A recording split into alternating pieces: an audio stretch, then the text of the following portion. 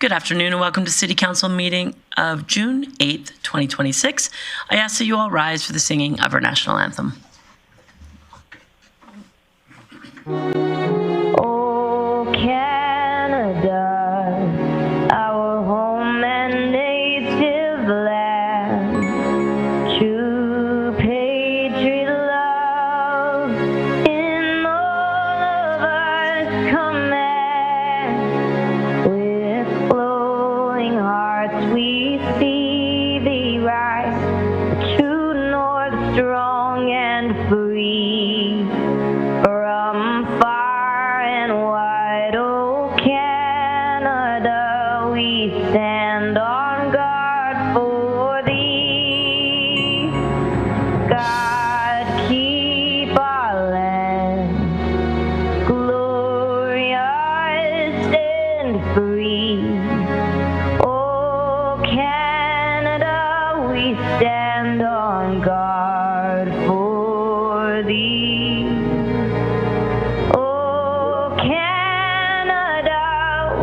Stand on guard for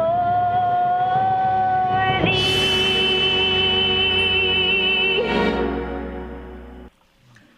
Thank you to our very own Tennille Towns for the singing of our national anthem and to the marketing department of the city of Grande Prairie for the images of our city. I'd now like to take the opportunity to read our land acknowledgement. The city respectfully acknowledges the Beaver, Cree, Dene, and Métis people as the original caretakers of these lands and surrounding areas. We are grateful to live, learn, work, and play on Treaty 8 territory within Turtle Island and acknowledge that these lands have been home to diverse First Nation and sovereign First Nations, Inuit First Nations, since time immemorial. Thank you for that opportunity. Now moving on today's agenda, the adoption of the previous council minutes, recognizing Councillor O'Connor. Thank you, Mayor Clayton. I'd like to move council adopt the minutes of the City Council meeting held May 25th as presented. Thank you for that, Councillor O'Connor. That motion is in order. Seeing no one else in the queue, I'll call the question. Please vote. Berg in favor. Thanks for that, Councillor Berg, and welcome. Councillor O'Toole also votes in favor, and that carries unanimously. Moving on to the adoption of today's agenda, there are a couple of changes to that. It is in the e-scribe. I'll recognize Councillor Thiessen. Thank you very much, Mayor Clayton. I would move that Council adopt the agenda with the addition of item 7.1, Invest Northwest Alberta, item 7.2, Aquatera Director appointments, and item 7.3, Assessment Review Board Clerk appointments. Thank you for that, and that motion is in order. Seeing no one in the queue, I'll call the question on the adoption of today's agenda as amended. Berg in favor. And that carries unanimously. Now we're going to move on to item number 6 on today's agenda, the delegation portion of our meeting. For those who might be watching at home, just so you're aware, delegations are encouraged to come to council when they choose. There is a process online. We ask you to fill out the form ahead of time to let us know you're coming. When we do have an evening session like today, there is an option for an evening delegation, but this afternoon we have two groups who have let us know they're coming. First, recognizing Mr. Ryan Blais under item 6.1. I'll ask Mr. Blais to come forward. The microphones on the table are not attached, and once you two gentlemen get situated, if you wouldn't mind introducing yourself for those who are watching. As I mentioned, the microphones are on. They're not attached, so if you wouldn't mind pulling them in nice and close and hear clearly. And if you could take about 5 to 7 minutes to address council. Council may have questions for you, but we deal delegation business at the end of our meeting. So thank you for being here. Quick intro for yourself. Of course. Serge Martin, resident of Grande Prairie. Thank you. Ryan Blais. Mayor Clayton, members of council, city administration, my name is Ryan Blais, and along with Serge Martin, we are here today as concerned residents to address the public communications, institutional standards, and social media conduct we expect of elected officials. On May 28th, we submitted a formal complaint regarding Councillor Thiessen. The specific posts flagged for concern are indicative of a broader multi-year trend of social media conduct that this entire room is well aware of. Taken together, we believe this body of conduct falls well short of municipal standards. The core of our concern is not the topics he discusses, but his complete failure to verify facts, cite legitimate sources, or provide accurate context. Councillor Thiessen has broadcast highly consequential claims targeting the safety of our municipal water supply and stoking public fears over regional AI data center development.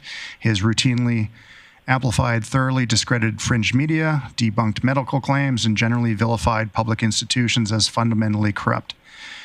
We believe this goes far beyond healthy political skepticism, and it is an intentional erosion of public governance. Because our complaint outlines these posts in extensive detail, we will not use our time today to relitigate those individual concerns here. Our goal, rather, is to look forward and discuss how local government can proactively navigate accountability during a uniquely challenging legislative environment. Following the provincial enactment of Bill 50, local code of conduct bylaws across Alberta were officially repealed on May 15, 2025. While the incoming framework under Bill 28 received royal assent last month on May 14th, we remain in a regulatory waiting period until the province finalizes operational direction. To address this gap, we have engaged MLA Nolan Dyck and MLA Wiebe.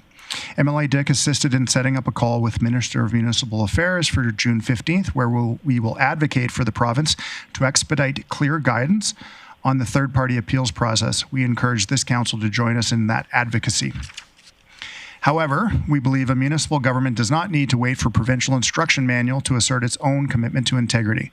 When the rural municipalities of Alberta analyzed the Bill 50 repeal, they explicitly warned that local councils completely lack immediate enforceable tools to address problematic behavior occurring outside of formal meetings on personal platforms. What kind of example does it set when a veteran council member's words and actions suggest that a legislative gap is a license to operate entirely without accountability? Councillor Thiessen's peers routinely hold themselves to a higher standard, sharing truthful, verified information and working in good faith for the public good. We respectfully disagree with the idea that a legislative gap equals a total absence of local accountability. While Section 145-9 of the Municipal Government Act prohibits council from passing bylaws to penalize a council's behavior, it does not prevent council from voluntarily affirming its values. For example, the regional municipality of Wood Buffalo previously used their strategic plan to mandate a dedicated council covenant, establishing shared leadership norms and professional communication best practices completely separate from the bylaws. Grande Prairie has an opportunity to show similar local leadership. Council could consider a self-enforced, voluntary pledge of professional conduct using the city's previous code of conduct document as a baseline template. Leveraging those established principles as a collective agreement would prove to our residents that this chamber values factual integrity and holds itself to the higher standard. Furthermore, as a matter of regular corporate governance, this council always retains the independent authority under Section 145 and Section 153-C of the Act to manage the structure and membership of its own working committees. Sitting on specialized internal and external committees is a privilege granted by appointment of council, not an inherent statutory right. Managing the corporate composition of your working committee remains a regular corporate governance function, completely separate from Bill 50. While the annual organizational meeting this upcoming October is the standard timeline to consider formal appointments, Council possesses the independent authority to act at any regular meeting throughout the year. In the interim, existing committee placements can be suspended or withdrawn immediately by a council majority if the room deems that a member's conduct has fallen outside the standards expected for city representation. This ensures that vital relational partnerships and city files are instantly insulated from reputational liability. When any public figure uses their platform to consistently undermine the credibility of public institutions or to broadcast unverified, divisive, and consequential claims, it risks eroding the basic trust required for local governance to function. It is unfair to the residents. It is profoundly unfair to the vast majority of elected officials who serve this community with immense integrity every single day. We believe and trust in this council, that this council has the presence of mind, the seriousness, and the structural integrity to define its own expectations. We are not here today to dictate your internal policies. We simply urge you to look at the current regulatory environment, recognize the tools at your disposal, and to find a proactive way to publicly affirm the City of Grande Prairie's standards for factual integrity, professional decorum, and clear accountability. Thank you for your time, your leadership, and your commitment for safeguarding the public trust. And of course, we are happy to answer any questions if they come up. Great. Well, thank you for being here today and following the process to be here. I'll open up, as part of this process, there's an opportunity for my colleagues to ask the delegation questions. Following that, as I mentioned, delegation business where council can ask administration questions or have any direction will be towards the end of the meeting. Of course, you're welcome to stick around. We don't have a very a long agenda today, so it wouldn't be too long. However, all of our council meetings are public. They are recorded, and they are available on YouTube to follow up, to watch later's conversation. So I'll open up to my council colleagues, either online, Councillor Berg, or in the chamber, with any questions for the delegation. And seeing none, I thank you for being here today and appreciate your time. Thank you. I'm going to move on to item 6.2 under delegations, MLA Nolan Dyck and MLA Ron Wiebe. Gentlemen, please come forward once you're situated.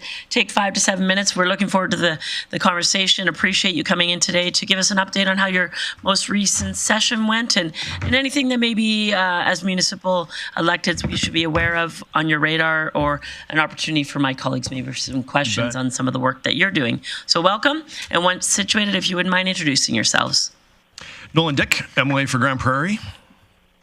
And I'm Ron Wiebe, MLA for Grande Prairie Wapiti. And I thank you, Council, for inviting us here to share a little bit about our spring session. So, Great, thank you. Yeah, so anyway, thank you.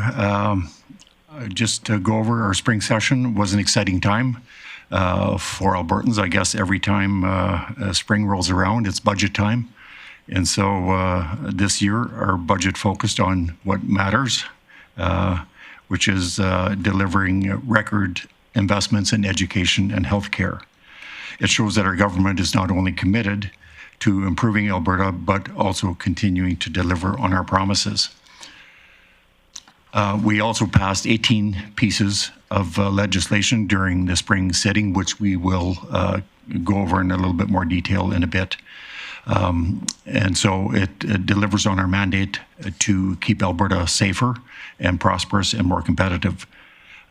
We strengthen public safety and the protections for vulnerable Albertans by advancing Alberta Sheriff's and Police Service, and by investing money that requires to give police and law enforcement the tools they need to provide safer communities. We cut trade barriers so Alberta products and producers can sell even more high-quality goods across the country, and we've improved timelines for major projects approvals to bring world-class investments to our province. We've strengthened education by keeping ideology out of our classrooms, ensuring safer learning environments for students, and hiring more teachers. And we're also clamping down on recruiters and consultants who are taking advantage of our immigration system. We're improving access to healthcare that Albertans rely on by expanding mental health support services, increasing access to addiction treatment as well, and continue to refocus our healthcare system so that Albertans can get the care they need where and when they need it.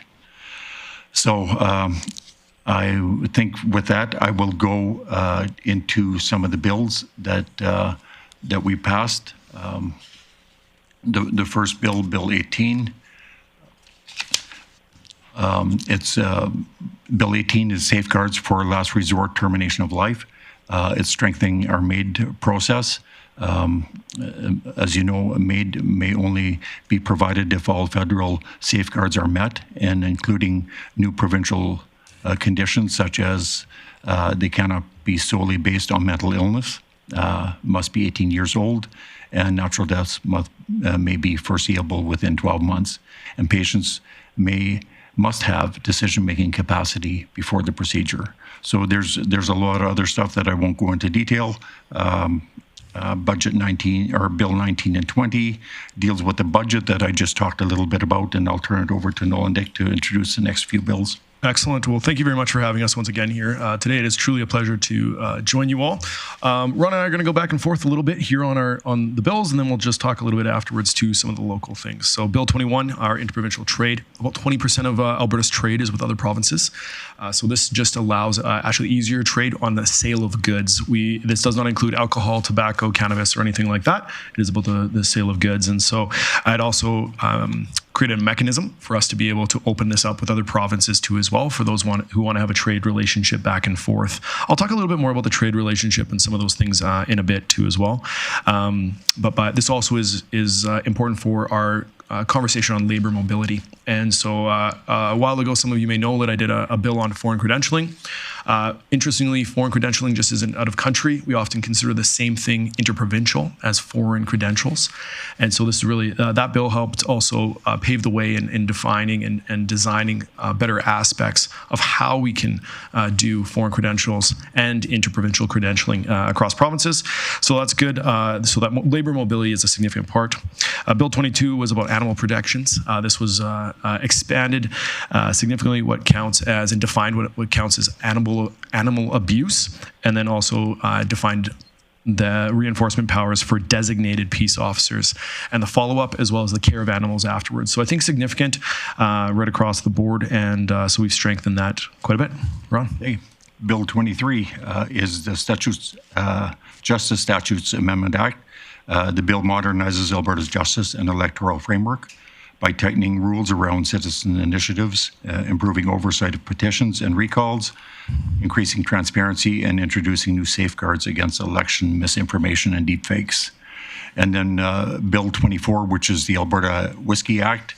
The Whiskey Act really has to make sure that to be called Alberta whiskey, it has to have Alberta water, it has to have Alberta grains. So it's a real shot in the arm for our Alberta farmers who probably would sell a little bit more of their grain because of the act. So very, very good for our farmers. And back over to Nolan. Awesome. Bill 25 is removing politics and ideology from classrooms. And so this is really just reframing our education to be emphasized on critical thinking, intellectual diversity, and then a wide range of perspectives as well. So pretty key right across the ground. We are just focusing on getting young people trained up so they can get those first jobs in the future. And this is helping in that, as well as classrooms are free from political biases as well. And part of this is digital platforms for diplomas and achievement exams. Prior it was all paper-based. Now there's an opportunity for this to be digitalized and help teachers be able to streamline this process. It should save us significant dollars and also speed in young people getting their marks back for both achievements and also their diplomas. So I'm looking forward to being able to do that. Bill 26 is about immigration. So we talked, Emily Wiebe talked about this quickly, which requires employers to register before hiring foreign employees, as well as requires recruiters and immigration consultants to be licensed, and also establishes a registry for approved employers and service providers. And so the reason why this was happening, there was a lot of fraud happening within this area, and we also didn't always know where people were going within different areas across the province. So this registry is going to be a key point of that, as well as to make sure that there's no fraud or bribes being offered by consultants. So they are approved. There's going to be a list of them, and also allow people to have a clear picture of how they're going to be able to work in this province. Okay, so Bill 27 is the Financial Statutes Amendments Act. It updates several laws related to finance, insurance, and research funding, and seniors benefits programs. The main point of contention is auto insurance. The Care First auto insurance model ensures that people insured in accidents receive immediate medical treatment, rehabilitation, and income support, regardless of who is at fault. By focusing on recovery instead of litigation, it provides faster access to care, more predictable benefits, and reduces the need for lengthy and costly legal disputes, helping Albertans get back on their feet sooner. The people stoking anger against this new system is lawyers who will lose out on money due to claims not being tied up in the courts. Bill 28 is the Municipal Affairs Housing. Well, that's you. Yeah, do you want me to jump in? You go ahead. All right, I'll jump in. Municipal Affairs and Housing Statutes, a couple key aspects here are One is a accountability framework, so that'll be coming in the fall sometime. More regulations being developed on that. Just defining information sharing between council and staff as well. Employment compensation, kind of a sunshine list there. Anything, I believe it's around 130,000 has to be publicly disclosed. The opportunity for municipalities to adopt standardized community design codes, land use and design standards, and then also an automatic yes framework on low impact approvals. And so I think that that's going to be really good. And then also have it where municipalities can, over 15,000, are able to publicly say how long their permitting process is. So I think it'll help our developers, help our investment community in the area too as well, be able to know what their timeframes are looking at and be able to build that in. Okay, Bill 29, the health amendments, introduces self-referral pathways for preventative health testing. This means a patient can access some tests without needing a referral from the doctor and reduces bottlenecks in primary care while giving people more control over their personal health. Earlier testing means earlier detection and easier treatment. Perfect. Bill 30 was a 120-day approval act. I think this is really significant for Alberta to be able to approve our major projects. So anybody over any project over 250 million would be able to apply to be part of this process. First 30 days would be bringing and making sure that we have all the permits. So government and them would decide upon the permits that would need to be enacted upon. Then the next 30 days, or up to 30 days on both this section and this section coming up, would be making sure all the right people are in the room. So the government would have up to 30 days to do that, and then 120 days to work through the approval process of that. So for any major projects in the area, this is going to be a significant time change and also confidence in the market. What this doesn't include is environmental impact assessments or also Indigenous consultations. So those are the two areas that are outside of this. But this is something that the province has worked heavily on and is also drawing the eye of the investment community across the world. So I think these are really pinpointing and giving an opportunity to kind of get some of those major investments across the line and start investing in Alberta. Okay, Bill 31.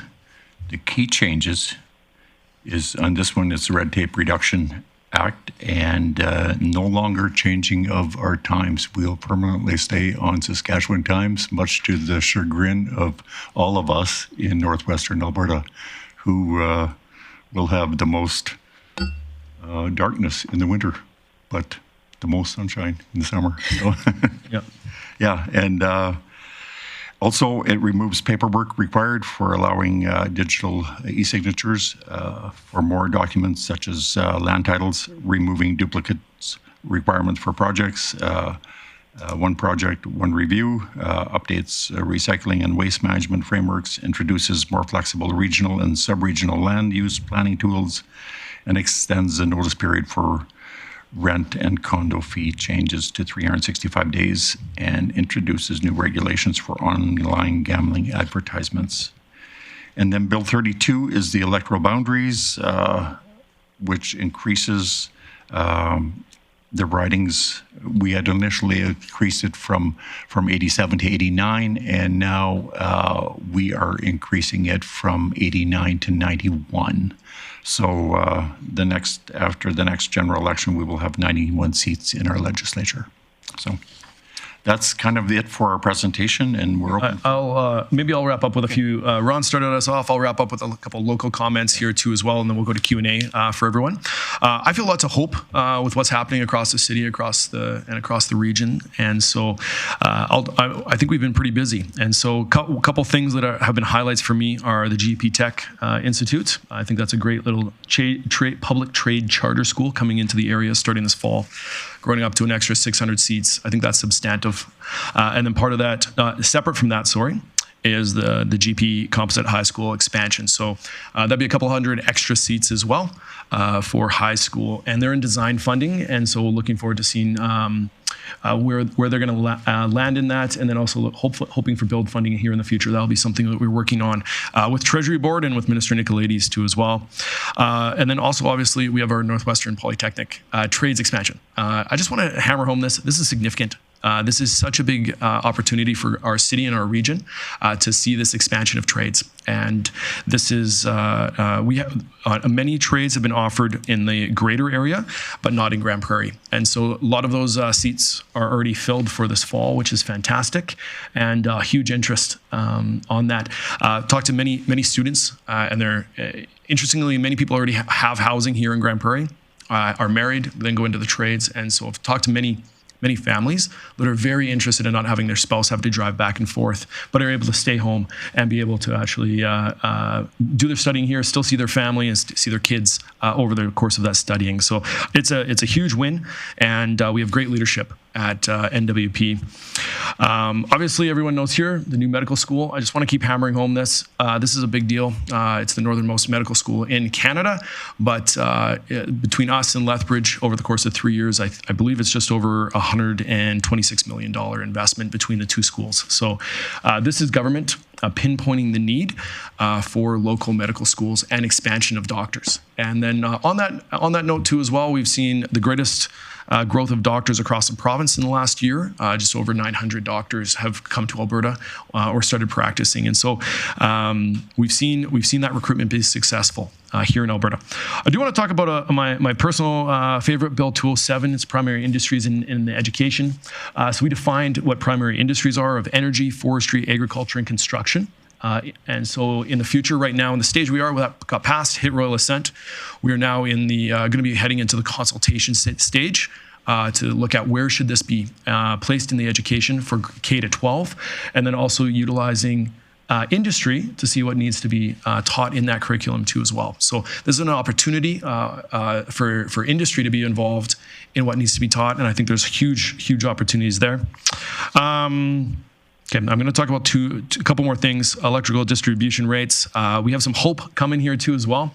As you know, as a council, you guys put a lot of work in, and Mayor Clayton put a lot of work in with us too as well. And we were able to get a solution across the ground tentatively for the fall. So our average distribution rates across are 105. There's going to be January 1st, 2027 would be $50 on everybody's bill as a rebate put on. For context, across ATCO, this would be a $100 million conversation a year, which is substantive. And so this is an interim solution with a long-term solution happening. It's a complex solution, but happening over 3 to 5 years. And where I would love council's support is saying we need to fast track that permanent solution. And not just make it 3 years out, but to say, look, how can we whittle this down to 1 to 3 years? I don't know if that's possible, but I think we can definitely have those conversations. So this is a significant win, I think, for our significant portion of Alberta, 67% of the landmass. This is a huge win. And then finally, I just want to talk about the economic corridors here too as well. During the Western Premiers Conference, which happened a couple of weeks ago, the prior year they had signed an MOU to work together.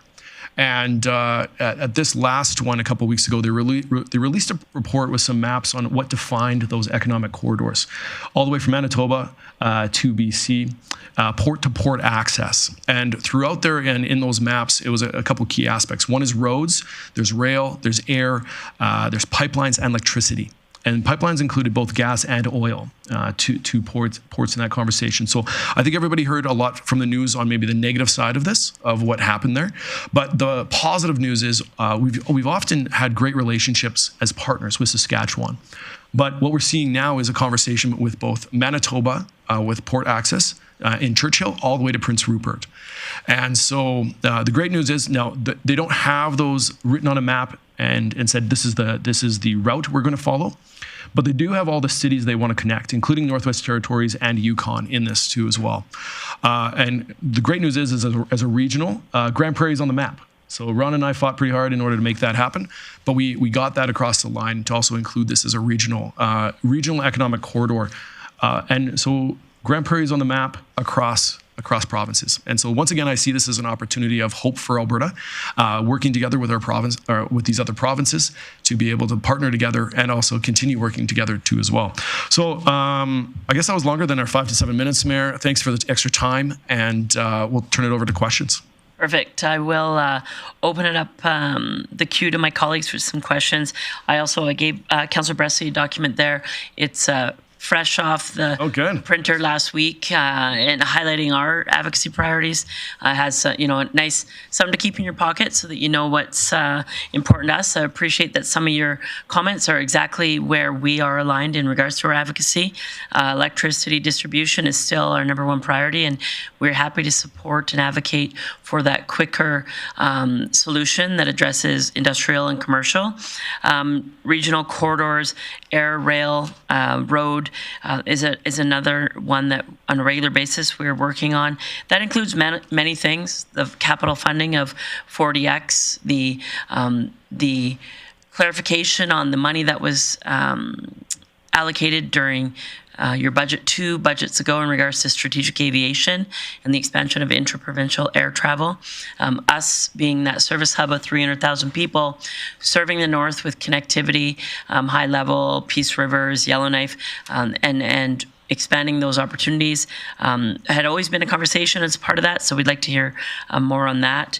And we know that the resources from this region continue to support the advancement of areas such as the Alberta Industrial Heartland, but we would love to see more growth in utilizing our own resources, whether it's agribusiness, whether it's production in forestry, or whether it's through energy and expansion in that. Something that wasn't identified last term that's in the document today is federal advocacy. As you've heard in the media, there's a lot more conversation about that collaboration between Alberta and the value of Alberta within Canada in regards to our resources. And we know that when this region is successful, Alberta is successful. And when Alberta is successful, Canada is successful. So that federal advocacy is something that you will see us increase this year. You did mention healthcare supports for us. That's a few things and outlined in the document there. It talks about cardio expansion at the hospital, but it also talks about a expansion in regards to the ARP and the operational opportunity with Maskwa. As you know, the municipalities have been a big partner and proponent of this. We want to see it get to fruition, come to fruition, but we also want to see it be utilized for what the region is hoping its possibilities are. And last but not least, Northwest Polytech, you mentioned the great work that they are doing. We will continue to advocate for the work that they've done without the requirement of capital funding from the government, but there will be in the years ahead work that needs to be done with requirement of capital support from the province. So those align well with many of the updates that you gave. And so I appreciate that. We can definitely get you more of those documents, but please, those are just, as I said, fresh off the press. But I'll open it up to my colleagues, recognizing Councillor Bressie. Great. Thank you, Mayor Clayton, and thanks, gentlemen, for coming in. I really appreciate it. I think that working together as different orders of government is vital. So thanks for recognizing that by giving us your time today. It's appreciated. And find a lot of that report really promising, especially appreciating trades training, expansion in our region, especially appreciating advocacy on electricity transmission distribution. Really wholeheartedly agree on the need to continue working together as two orders of different representatives, but also with the community and business to push for that. And I know I'm preaching to the choir here, but also push for it to be expanded to commercial as well, because we know that really it's a case to be made to all of Alberta that we're driving investment out of this country with it. Out of this province with it. The one question I did have is, in my mind, even though it's not a direct municipal impact, it's got such a big impact on our residents that it is the question. That's October 19th. And we've got a referendum coming up, and I'm really concerned about the distraction it is from exploring actual real solutions to the very real problems we have in this province, in this country. I'm really worried that it's driving away capital investment in this province. Also, just frankly, as a proud Canadian, I find it offensive. My family's not perfect, but I love it. And my country's sure not perfect, but I love it. So I've been very grateful to see the Premier come out strong of saying she supports staying in Canada and commit your party to that's your party's position.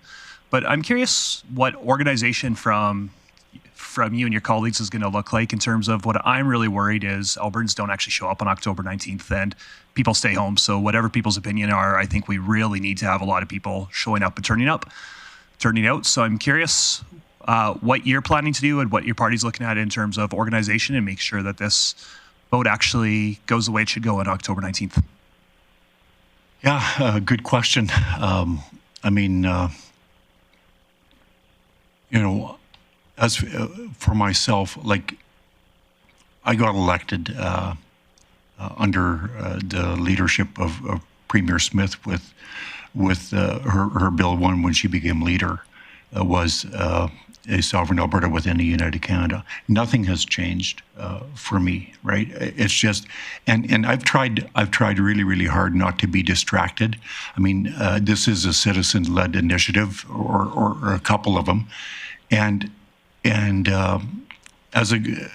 we need to govern through all the noise.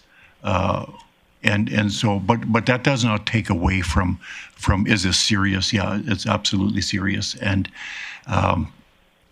but I try and make the case wherever I go that you know, our premier and in our cabinet and caucus, we're doing everything we can to deal with the feds. I mean, it's not our fault that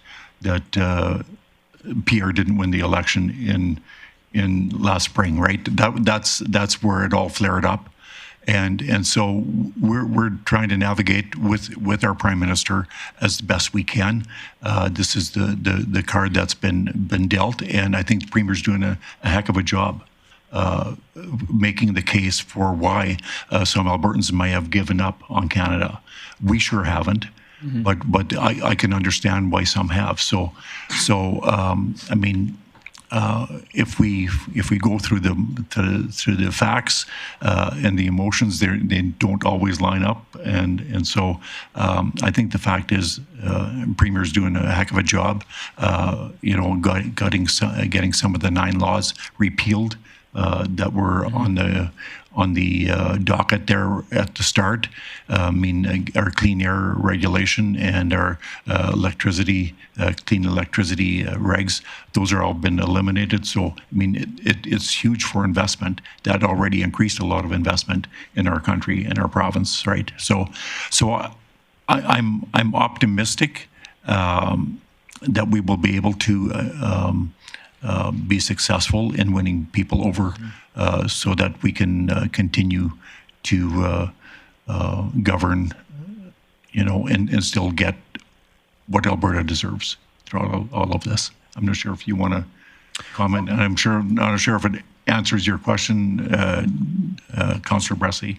And I think I'm almost out of time because I got another meeting that I got to jump on here in 4 minutes. So.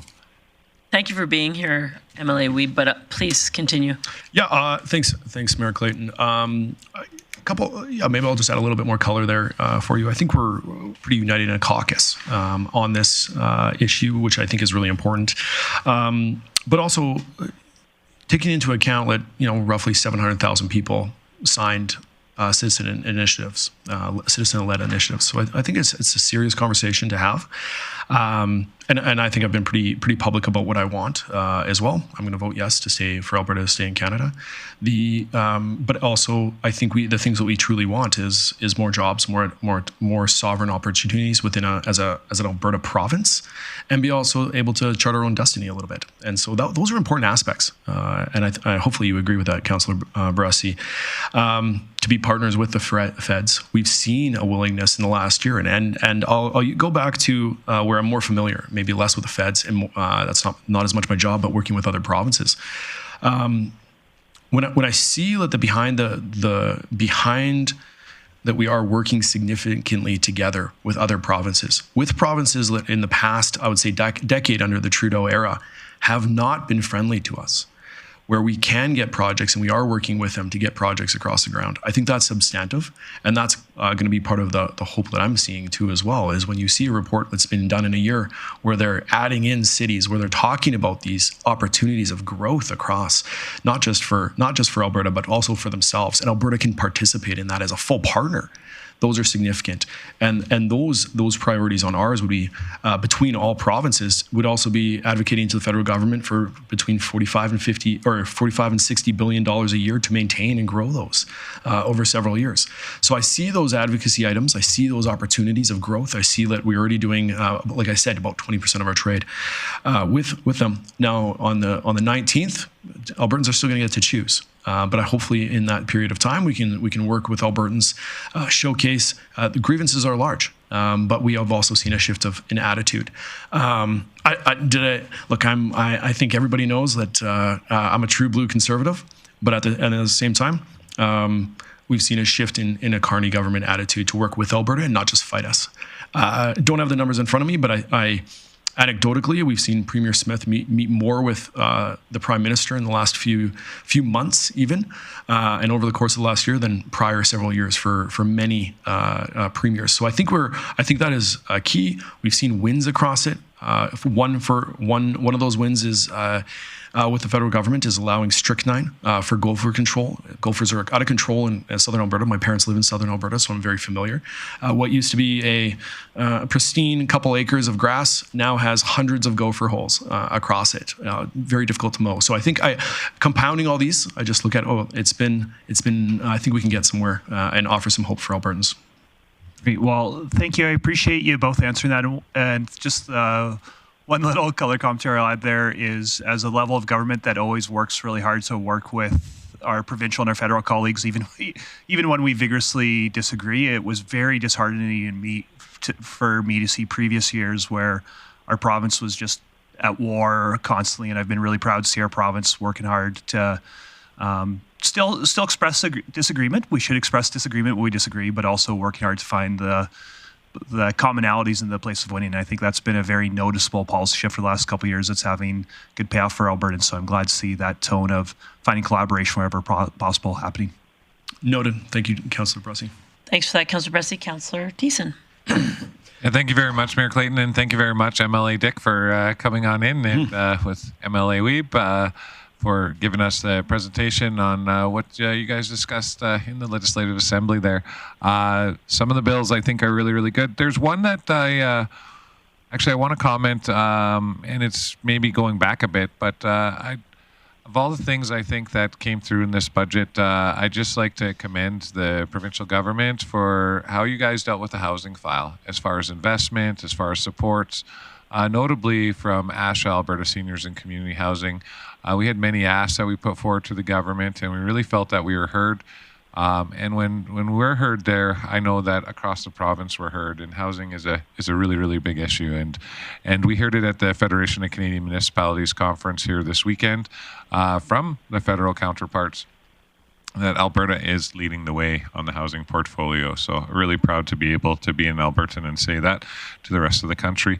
In regards to our number one priority, though, electricity distribution and transmission, for anybody watching online and even for myself, just a bit of clarity with that $50 rebate. It's just a one-time $50 rebate in January, or is it a $50 rebate going forward month over month? It'd be month over month, so it would be $600 over the course of the year. Beautiful. Which I think is substantive.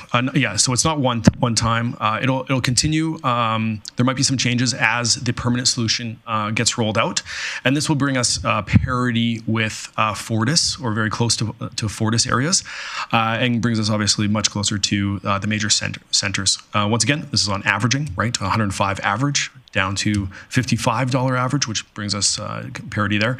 The long-term solution, there's some ideals of what that's going to look like. But once again, just I don't want until it's public. I think we just keep advocating for it and keep pushing forward, right? So that the pedal is not taken off the gas.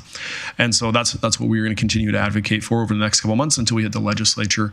And hopefully this is one of the first bills that we end up passing. So I'm very excited over this. This was one of the most significant things that Emily Wiebe and myself were able to lead the charge on, along with your council. We all put a lot of work in. And Mayor Clayton did a great job of this too as well, and getting her in to share about the innate need for this. So more details to come, which is exciting. Yeah, that's very, very exciting. I know how hard we've worked over the last 5 years now on electricity distribution. So, you got a willing partner to work with you here around this table as far as creating equity across the province, especially on this file. So thanks for the work on this. And like I said, we're always ready to jump in and help. Appreciate it, Councillor. Councillor Plott. Thanks, Mayor Clayton. Thanks for coming in today. I'm just staying on this energy transmission. I'm just excited about it, but I'm also a little fearful. What if we go ahead and, this happens, and the foot falls off the gas. You know, we got halfway there. We're still having our residents pay $600 a year more than other folks, and we still haven't figured out the commercial side. So it's pretty substantive to us. And I know Mayor Clayton and this council have done a lot of work on trying to get it even. And I know that gets us closer, but that's certainly not it's a win for our area, but I don't know what we do as a council with that. It's not a win to me yet till we're equal. And so it's a little concerning knowing we get that, and then my gut feeling would be that once that step happens, it's going to be a little harder to get that on the floor and get that through the finish line. What sort of sureties or what kind of confidence do you have that we'd actually get that other $600 for our residents and get that commercial component as well? Well, the good news is the permanent solution encompasses all the industries, so there's an opportunity there. The big press and at least that I heard, and I believe the Minister heard, was that residents or households were really feeling the push and the pinch. And so the first was how do we relieve the households in this conversation? So that's number one. That's the interim, what I would call short-term interim solution here. Long-term solution, other industries will also be included in that, and that's where we need to continue to push, is for those things to become permanent right across the board. Until I think we just keep advocating for it whenever we see now Minister Sigurdsson. He's also, when I've chatted with him in the transition of this, from his prior ministry now into and taking over the electricity file, he's gung-ho over this solution too as well. So I think we have a willing minister to continue advocating and pushing this across the line. But at the end of the day, we just got to, I think, just be willing partners, say we're a fan of this, and then get it to step two, which is a permanent solution. Remember the $50 a month over the course of the year, which is $600, brings us down. We fought for we didn't fight for exactly the same as the other major centers. We fought for parity, and this brings us to parity within Fortis. I guess it does somewhat, but I guess for my concern is we have to message that community that we're okay with that deal, which still to me doesn't feel like the best deal for our residents. I appreciate it could be more coming, but it's hard for us to message that, and I guess as a council we'll have to chat about it, but it still doesn't feel like a win to me, if I'm being honest. It feels like we got halfway there, and then we got to wait and see if we can get the other halfway there. So, I guess you're going to have to wait till the legislation drops in the fall here. It's a few more months. We've fought for this for years. Emily, Wiebe, and myself have been on this since day one, along with your guys' council, over the last couple of years. And so this is where I'm a little caught. I know some details, but we have to get those details to the floor so they're public. It is a win right across. But the interim solution is because the complexity of the electrical market across Alberta is significant. It is going to take a couple of years for those permanent solutions to actually be able to be worked through. So we need the legislation in order to require those changes, which would be coming this fall for across the industries, which is the final win. But at the end of the day, the interim solution is households. I don't know what else to say. 56% off on average when you're pitched an average is the biggest reduction anybody's ever seen across electricity bills and across any other aspect of taxation or requirements of paying these things. So I agree. I hear you. I'll take it back. I have no problem passing that along. I just think this is a bigger, $100 million conversation per year in perpetuity is a significant conversation. We're not going to find that on a budget item, as Emily Wiebe mentioned. We're $9.4 billion in the hole this year. To add another $100 million, we're not going to get that. And to me, that would be if it was just a line item on somebody's ministry. When a hard year comes, that's going to be the first thing to go. So we need a permanent solution on this, and that's the legislation coming in the fall. Okay. All right. I don't see any of my colleagues in the queue, so sorry, Mayor my Clayton? apologies, Councillor Berg. Go ahead, Councillor Berg. Yeah, thank you, Mayor Clayton. My apologies. I really wanted to be there, but flight delays and misconnections have me sitting in the Calgary airport, but I did plan to be there. Thank you, MLAs. No, Ron's not there, but thank you for coming. My question is around AISH. Cutting back the $200 that the feds topped it up, but also ADAP and the changes to that. I've talked to two mothers that are very stressed and very livid because it is a stressful situation for these families. A lot of the people on AISH don't have the capacity to navigate the system themselves, and so it's up to caregivers and advocates to help them out, and it can be a struggle. Can you speak to that, please? Sure, you bet. Thanks for the question here, Councillor Berg. It's a hot topic. I think it will continue to be a hot topic over the next little while too as well. So first and foremost, AISH is not going anywhere. There's a lot of conversation out there at the moment. AISH is somehow disappearing. It's not. The AISH will continue to be a program. We are adding in ADAP. So AISH, once again, is for the severely handicapped and they cannot work. Those who are unable to work. AISH is about those supports around them in order for somebody who might have some disabilities but wants to and is able to continue to pursue those.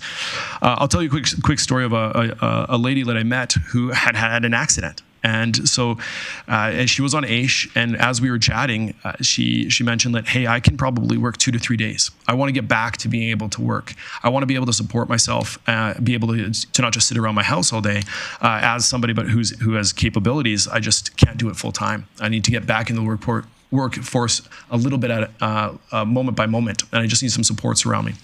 So this is where I think ADAP will certainly fit. There's going to be supports around what resumes, training, opportunities like that, and then still being able to have those benefits. And one of the aspects in the story I just told is that she wasn't able to get a full-time job as well, working for somebody because of benefits, and so they weren't willing to put them on her on their benefit package just because of because of what she was currently taking for medication. So in ADAP, they will still be able to maintain and continue on with their benefit plans from the government, the same ones that they would have on AISH. And those are supported as long as they need them. So I think that there's an opportunity there for people to continue to be able to work, support themselves. And on ADAP too as well, there's no pullback for the first $700, and then there's a percentage based around that. Those numbers will be coming out here soon.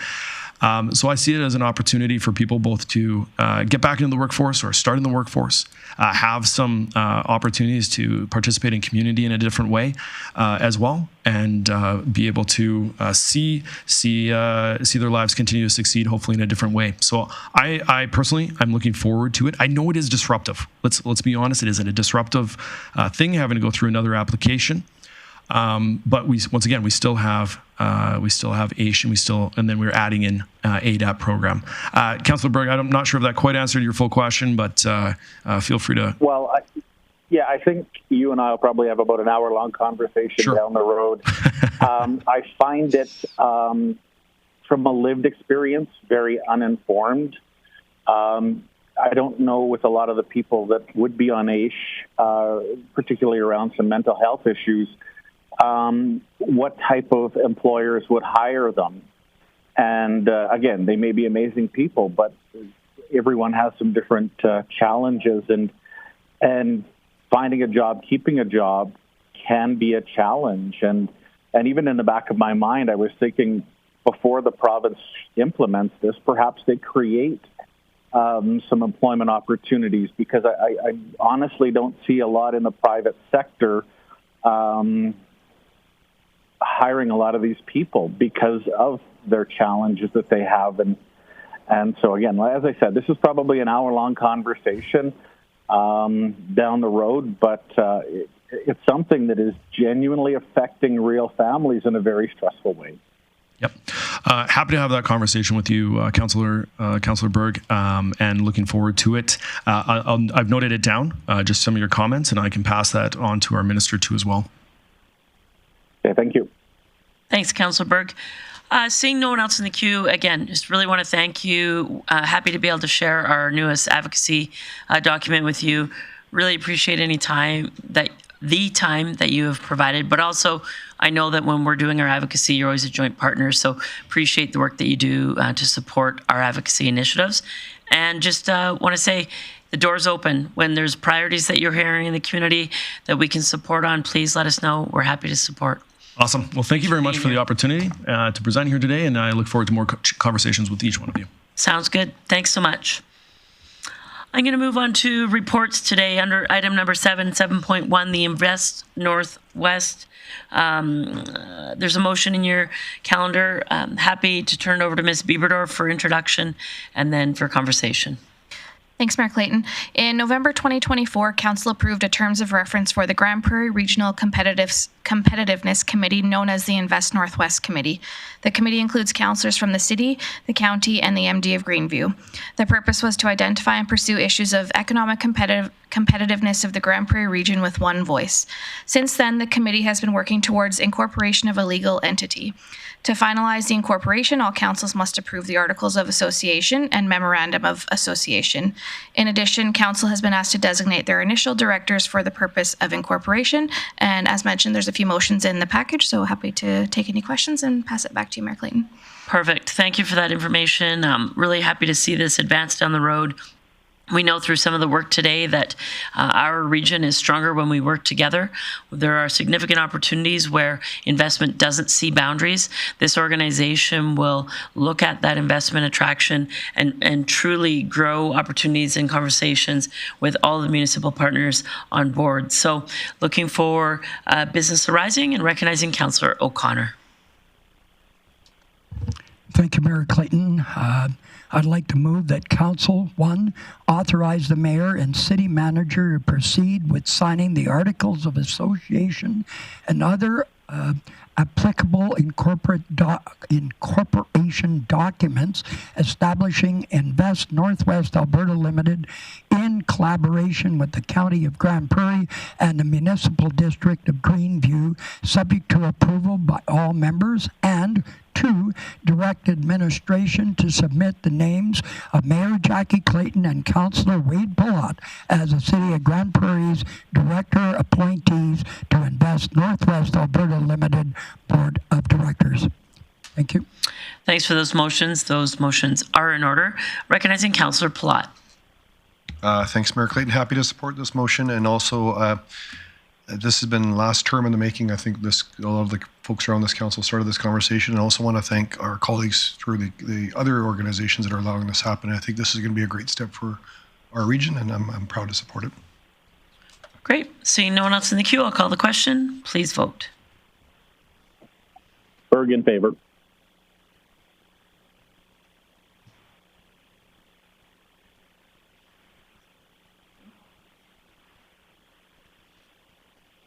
And that carries unanimously. Moving on to item 7.2, Aquatera Director Appointments. I will give a little bit of background for those who may be watching online.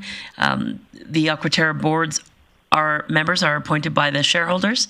The recommendation coming through a committee of the board of directors, vetting and doing a skills matrix to see where the needs are on the board.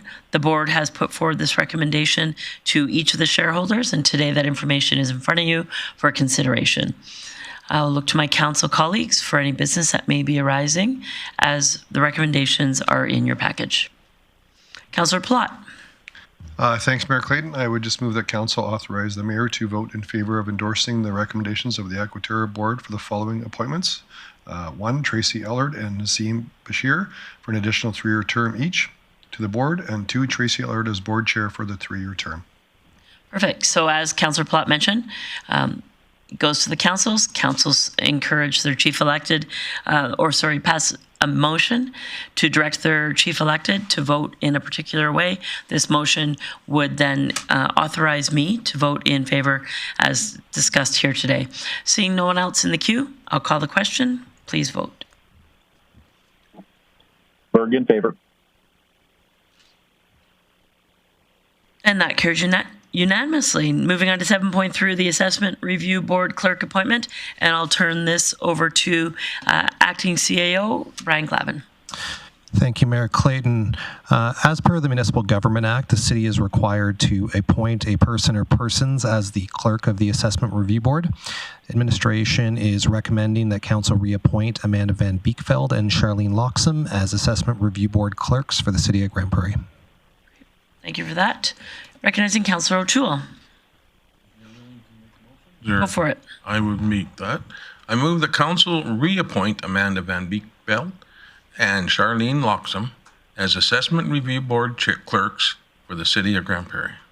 All right, so that motion is in order, and as addressed by Chief Glavin, this is a piece of business that is regulated by the Municipal Government Act to appoint clerks on behalf of the City of Grande Prairie. Seeing no one else in the queue, I'll call the question. Please vote. Berg in favor. And that carries unanimously. Thank you for that. Moving on to item number 8, committee business. First item of business today is the Investment and Strategy Committee meeting. This I will turn over to Councillor Berg for introduction. Actually, Mayor Clayton, I don't have my e-spread in front of me. So no worries. Go to Councillor O'Connor. I will do that. I'll turn it over to Councillor O'Connor for introduction. And first one being the adoption of the minutes of the meeting on June 2nd. Thank you. I'd like to move council adopt the minutes of the Investment and Strategy Committee meeting held June 2nd as presented. A motion is in order. Seeing no one in the queue, I'll call the question. Please vote. Berg in favor. And that carries unanimously. One item of business there, Councillor O'Connor, if I could turn that over to you. Yes, it's a fairly elaborate document. Do you have anyone that would like to speak to it? Sure. I'll see if Ms. Bieberdorf can introduce this item. Thanks, Mayor Clayton. I might just ask Ms. Pinnock to come up. Perfect. This one. We'll wait for Ms. Pinnock to come forward and introduce this item.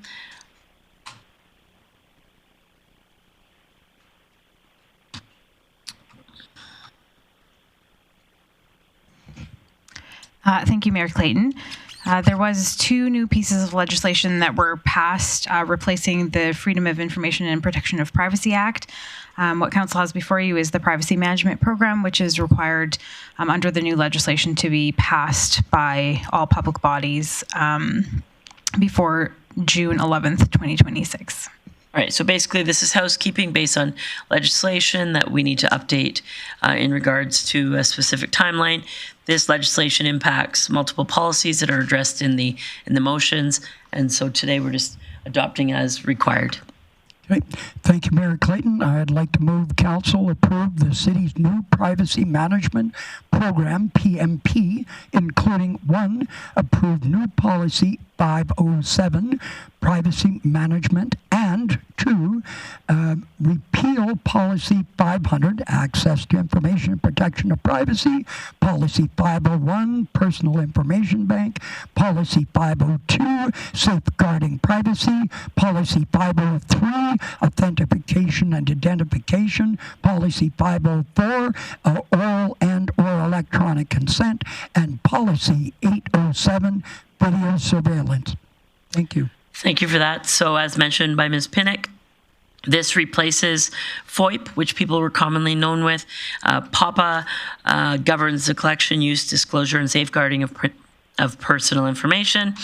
And the ATIA governs public access to records and transparency requirements. Today, we are doing as legislated by the provincial government, updating our documents, replacing with the appropriate legislation as required by a identified date and time. Those motions are in order. I'll call the question. Please vote. Berg in favor.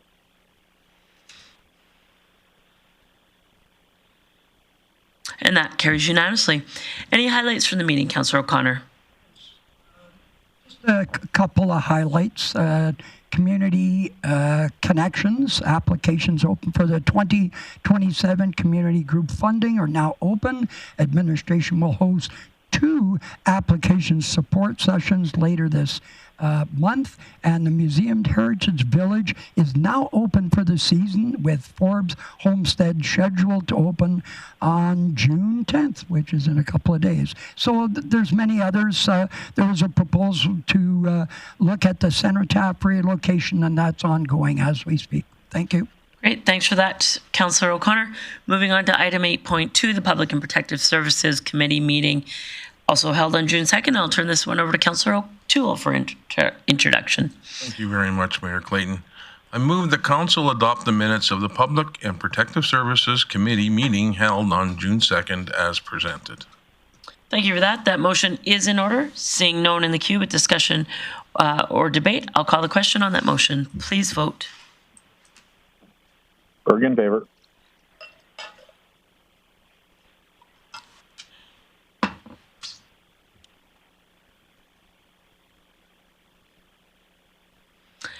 That carries unanimously. Moving on to the one item of business here today. Councillor O'Toole, I'll turn it over to you. Just going to look at administration if they want to highlight this. And Sure. I know that our fire chief is here. I'll turn it over to Chief Van Rickhoven for some introduction and background for those who might be watching online. Thank you, Mayor Clayton. Thank you, Chief Miller and Council. As per previous committee direction, we're here to present Bylaw C-1498, being the Fire Services Bylaw, along with the complementary updates to Bylaw C-1395. The proposed Fire Services Bylaw provides enhanced clarity around residential non-emergency fire alarm response, including a revised and tiered fee for repeat non-emergency response to residential false alarms, along with steps to help citizens mitigate said false alarms. In addition, the bylaw includes key improvements in the areas of departmental mandate, instant management and tactical authority, extraordinary cost recovery, open-air fires and fireworks, and related offenses and penalties framework. Fire administration has worked to identify and propose proven municipal standards from comparator bylaws, particularly comparators that have a practical alignment with the city and the related community risks we're tasked to mitigate and control, while simultaneously placing an emphasis on preserving existing rules where appropriate in recognition of our rural service area. With that, I'll turn it over for any questions. Thank you.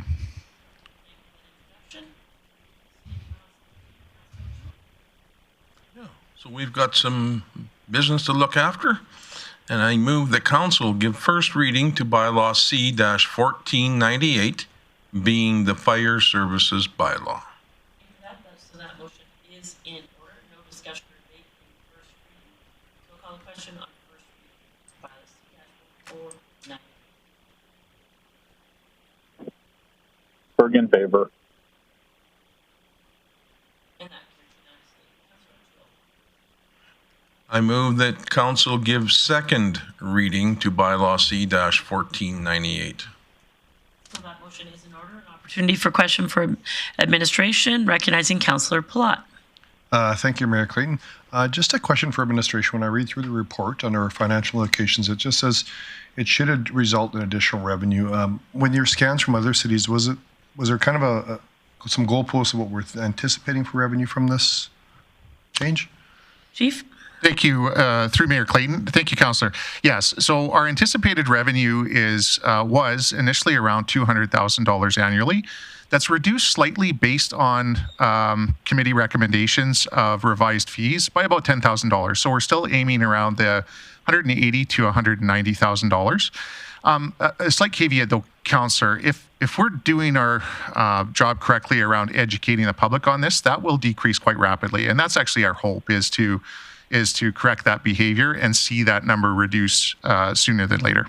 Yep. No, my hope is it's a kind of user pay. I'm not looking at a revenue stream on this, but I'm just curious, will we see some reporting back on this of just how much this is impacting? And I'm sure we'll get the odd email if this happens to somebody here and there, because it'll be new, but I'm just wondering how council will be updated on this moving forward. So happy to ask Chief Miller to bring back an appropriate update in one of his service area updates, 6 months into it or something, so we can gauge that, unless Fire Chief had other plans. No, I'm at your discretion, Mayor Clayton. That sounds more than appropriate from our perspective. And of course, I can make a note of including that in our committee update that we provide to Chief Chief Miller as well. Thank you. Thank you. All right, seeing no one else in the queue, I'll call the question on second reading. Berg in favor. And that carries unanimously. Councillor O'Toole. Thank you very much, Mayor Clayton. I move the council have third reading of Bylaw C-1498 at this meeting. Thank you for that. That motion is in order. In order for us to have third reading here today, this must pass unanimously. Seeing no one in the queue with discussion or debate, I will call the question. Please vote. Berg in favor. And that too carries unanimously. So please continue, Councillor O'Toole. Thank you. I move the council give third reading to Bylaw C-1498, being the Fire Services Bylaw. Thank you for that. The motion is in order. And for those who are watching, as mentioned, this is for a new fire services bylaw that provides enhanced clarity about residential, non-emergency fire false alarm responses. So, seeing no one in the queue, I'll call the question on third reading. Please vote. Clerk in favor. Thank you for that. That carries unanimously. And any highlights from your meeting, Councillor O'Toole? Got another set of... Oh, I apologize. Hang on. We're not done here yet. Please continue on Bylaw C-1395T. Okay. I move the council give first reading to Bylaw C-1395T, being an amendment to the fees, rates, and charges bylaw. So that motion is in order, and as mentioned, this is as a result of the previous motion. Now the fees, charges, and bylaws fees and charges bylaw is impacted. Therefore, we need to amend that. This is first reading on that. No discussion or debate on this. I'll call the question. Please vote. Berg in favor.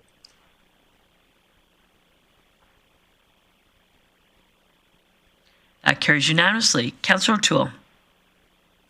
I move that council give second reading to Bylaw C-1395T. So that motion is in order. An opportunity if anyone has questions for administration. In the package, it does indicate that the increasing tiered amount from $0, so you get one freebie, $250 to $550 to $850. These charges are in to mitigate false calls in our communication plan, and if you're a repeat offender, you will pay more. So, as indicated, this is an opportunity if anyone else has questions for administration. Seeing no one in the queue, I'll call the question on second reading, please. Berg in favor. And that carries unanimously. Please continue, Councillor O'Toole. I move the council have third reading of Bylaw C-1395T at this meeting. Thanks for that. Anytime we have third reading at the same meeting, there is a motion in order for us to have third reading. That must pass unanimously. Seeing no one in the queue, I'll call the question on having third reading at this meeting. Berg in favor.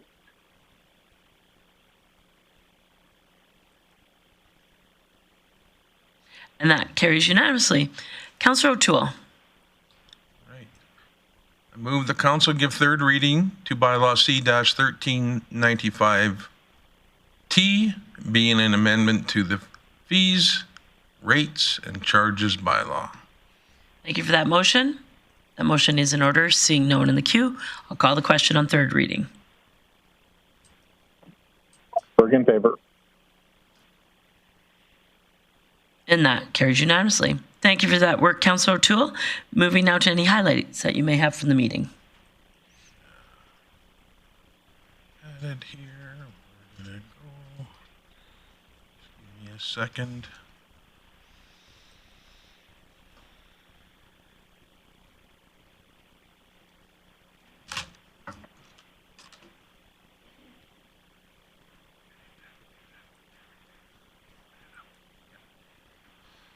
Alrighty, I'm not a technical kind of guy and I get confused, but we got some answers for you.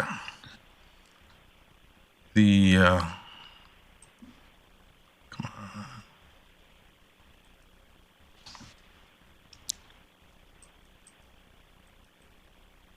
I'm just holding off for the anticipation to kick in. All right. Well, we're waiting. So, under recreation, events, and programming, summer camps are currently approximately 60% full, with 7 camps sold out. Administration is actively participating in Seniors Week, offering guided village tours at the GP Museum, lawn bowling at Maskwa CP Park, the Walk and Talk programming event, and certified fitness classes at Eastlink Center. The Aquatera outdoor pool is anticipated to open later this week, and the city's aquatics department will be receiving 2 Alberta Northwest Territories Life-Saving Society Affiliate Recognition Awards on June 19th. The Terry Kavanaugh Junior Lifeguard Club Recognition Award for running the largest junior lifeguard club program in a community under 100,000 people. And the Anne Rissick Swim for Life recognition for running the largest Swim for Life program in the community under 100,000. From October to May, school swim lessons were delivered to over 1,300 participants. In the housing and community development area, the Seniors Week Community Lunch was a huge success with 768 attendees. I was supposed to be there to help cook hot dogs for 500 people, and it turned out that was, because last year the hot dogs were good, so that they told friends. Thank you to everyone involved. Seniors are invited to an afternoon tea and conversation at the biannual Seniors Tea taking place, was last week, at the Terra Centre at Evergreen Park. The tea is being hosted by the FCSS teams from the city, the county, Beaver Lodge, Saxsmith, and Wembley.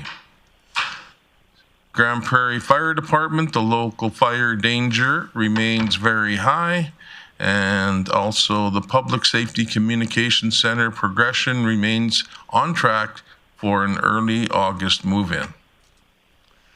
And I got a couple more highlights there. The Grande Prairie Police Commission presented at Council.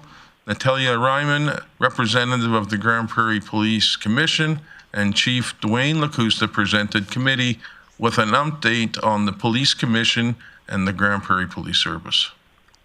As well, the Grande Prairie Policing Committee and the Grande Prairie RCMP, Natalia Ryman, once again, representative of the Grande Prairie Policing Committee, and the RCMP Superintendent, Mark McDougall, officer in charge, presented committee with an update on the Policing Committee and RCMP. And that is my report. Thanks for that, Councillor Toole. Appreciate that update. Moving on to the Operational Services Committee meeting held on June 2nd. And I will turn this one over to Councillor Thiessen for introduction. Yeah, thank you very much, Mayor Clayton. I would move that Council approve the minutes of the Tuesday, June 2nd, 2026 Operational Services Committee meeting for information. That motion is in order, so I'll call the question. Seeing no one in the queue, please vote. Berg in favor.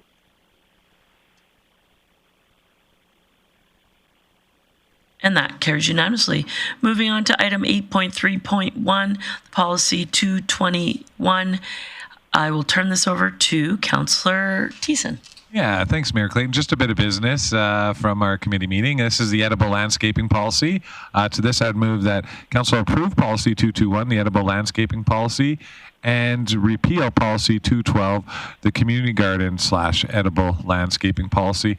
Now, in review of this policy, administration found that to improve clarity, modernize the language, and better reflect how the edible landscaping initiatives are developed and supported and practiced throughout the community, that several text amendments needed to be made, which is why we're repealing one of them and we're adding a bit more clarity here. So by the approval of policy 221, it will provide clearer guidance to community groups and neighborhood associations, support consistent application of edible landscaping practices across the city, and ensure alignment between the policy and its corresponding procedures.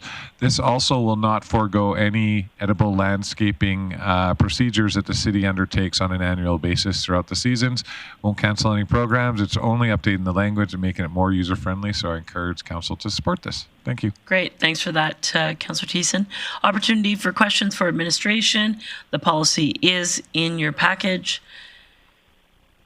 Seeing no one with questions, I will call the question on your motion. Thanks, Councillor Thiessen. Berg in favor. And that carries unanimously. If you wanted to go with some highlights for your meeting. I sure would love to. Thank you, audiovisual. That's awesome when you don't have to push the button. It's really, really great. Storm ponds for winter activities was a big topic of discussion at our committee meetings. We discussed the potentials of maybe having it open up, but as per Director DeVries, we have a really great rink and board program and community rink program that provides over 40 rinks to different neighborhoods across the area. So we did dally with a bit of the safety stuff. Ultimately, we decided to receive the report for information, take direction from our administration as it was good direction. In other news, street sweeping has begun on residential collector roads, creeping up to the June 15th launch of the full residential sweep. We got our first pass out of what should be two passes for the season and hopefully clean up all that stuff off the street. So be prepared in your neighborhood when the street sweepers come rolling through. Also, asphalt crews are in operation as the asphalt plants are open up. And pedestrian trail restoration has commenced in the College Park area. We've started washing the downtown sidewalks on the evening shifts and started our first dust control application and completed that on all our gravel roads. In environment and parks, seasonal planting is progressing with downtown hanging baskets installed, flower barrels being deployed, and additional perennials being planted in downtown shrub beds. We've done a lot around our urban forest strategy. So if any residents or any interested participants around the region wanted to go take a drive up 132nd and on parts 116th, those trees are planted and they look great. And I can only imagine how great they're going to look in 10 years from now. So thanks, Council, for that. That's my report. Thanks for that, Councillor Thiessen. Appreciate the update. Moving on today to item number 9 under correspondence, the Maskwa Medical Center. I'm happy to give a little bit of background on this as the project continues. There's a letter in your package. As they move forward with the construction, they're establishing a committee to support ongoing communication, transparency, and oversight through the building of the project. Given the City of Grande Prairie's support for the construction of the facility, we kindly request that the City appoint 1 to 2 council members or financial administration to participate in this committee as non-voting members. So the oversight that will be required is in the item as well: cost to date, changeovers, construction schedules, and fund balances. We're looking for some business arising out of this, and I'll recognize Councillor O'Connor. Thank you, Mayor Clayton. I'd like to move council appoint Mayor Jackie Clayton, Councillor Wade Palat, CEO Shane Burke, and CFO Danielle Whiteway to the Maskwa Medical Center Committee as non-voting members. Thank you for that.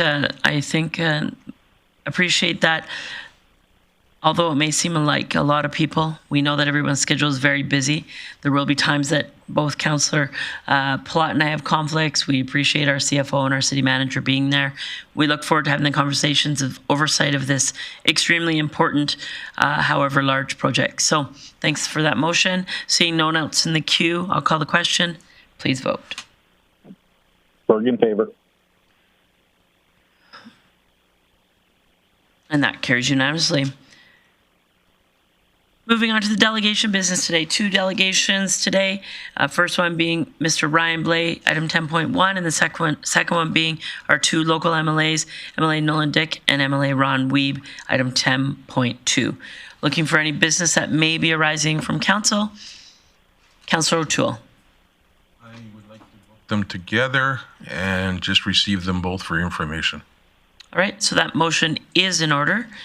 I do have others in the queue. If there's, I will go through those. That motion's in order. I'll see what other business may be arising as a result of that. Recognizing Councillor Plott.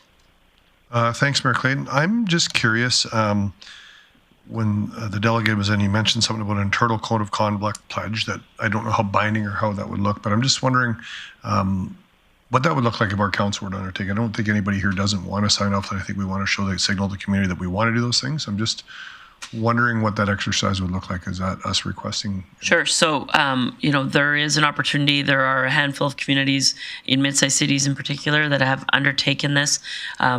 As mentioned, it's currently would be non-binding. It's truly you're just in faith signing this as colleagues who want to be held accountable by each other. This is where this opportunity would lay. You could direct the mayor to work with the appropriate administration to bring something back to this to the group for consideration, and happy to do that work if that's what you're looking at. If so, I would recommend that you make a motion to split these two. Split the two items currently. Okay, well, I'm happy to ask if we could split the motions, and I'll give some thought on some wording on that. Yeah, happy to split them, and I apologize, you don't need a motion for that, but we will split those. And so we'll do the first one first. Seeing a couple of my colleagues in the queue, I'll come back to you on that second one, on that first one in a moment here. Recognizing Councillor Bressie. Great, thank you, Mayor Clay. Yeah, I was in the queue actually largely to suggest the first thing. I know that this is something that we as colleagues, it's unfortunate we don't have any formal mechanisms to hold each other to account. This is the only governance body I'm on that I don't have any formal mechanisms. And I was actually at an Institute of Corporate Directors training, of course, about 2 months ago, and it was about board culture. And they asked, what are your code of conduct?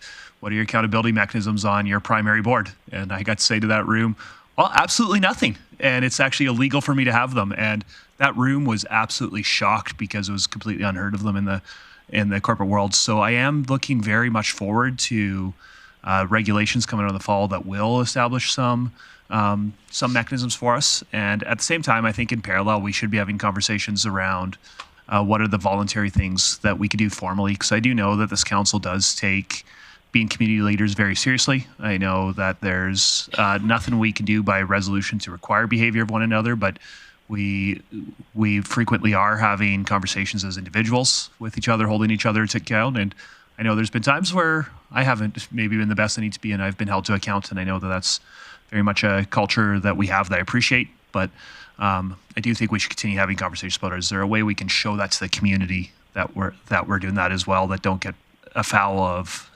provincial legislation? So I look forward to that conversation. Great. Thanks for your comments. Recognizing Councillor Thiessen. Thank you very much, Mayor Clayton. In light of the fact that, a part of this discussion is based off of some of my social media activity and how it's been interpreted in the community, maybe from an absence of meaning, I do know that there are other communities that have this, an agreement, I guess, city charter, I think is how we described and discussed it at strategic planning as something that we would like to bring forward. And as somebody who still believes in the old handshake deal, and also in the fact that sometimes it's good to have mechanisms and rules built in and around how we conduct our own business and how we're held to account for how we conduct that business, I'm fully in favor of exploring this and having a handshake deal amongst all of council. I know that maybe sometimes it seems in the community that we don't hold each other to account, but as Councillor Bressie just stated, there's many conversations that happen behind the scenes sometimes when one of us needs a little bit of a check back. And I appreciate that, and I appreciate the members of the public coming in and sharing their truth with us. Definitely accountability measures and transparency are something we all strive to achieve here in government at all levels. And so I'm going to give it to Councillor Palat to make the motion, as I don't feel like it's my role to make the motion. I will definitely support it, but I look forward to see how it words itself out. Thank you. Thanks for your comments. Recognizing Councillor Berg. Yes, thank you, Mayor Clayton. I just want to remove some of the emotion from it. I'm really curious with our city solicitor if he has read the letter that was submitted by the two citizens, and if he had any guidance that he could provide. So I guess if you would like to have that conversation, Councillor Berg, I would suggest that you make a motion to go in camera. However, I got two pieces here. I do need Councillor O'Toole to withdraw his motion, assuming Councillor Platt has a different motion, because we won't just be receiving for information, there would be direction coming out of it. So if you're comfortable with that, Councillor O'Toole. I will definitely withdraw my motion. And then as I understand, Councillor Berg, you're maybe not in an ideal situation to go into an in-camera conversation. So and I can't. And so I'm wondering if you're happy to have that conversation when appropriate and let Councillor Plot do what he's suggesting as business today, and then we can have a further conversation in regards to legal parameters at a different time. Yeah, that's fair. Thank you. Okay. I'll now recognize Councillor Plot. Thanks, Mayor Clayton. I would just move that we direct administration to bring back a report on an internal code of conduct pledge to the appropriate standing committee. And I'll leave it to admin. I'm hoping they'll do a scan of what other jurisdictions have done for this, realizing it's non-binding, but just something that at least we can signal to our community that we're okay with it. We should be doing this. All right, so we'll give it a moment to get into our e-scribe. Then I'll just maybe look at the wording because, as you mentioned, it is non-binding and it's truly an accountability practice for ourselves to hold each other accountable.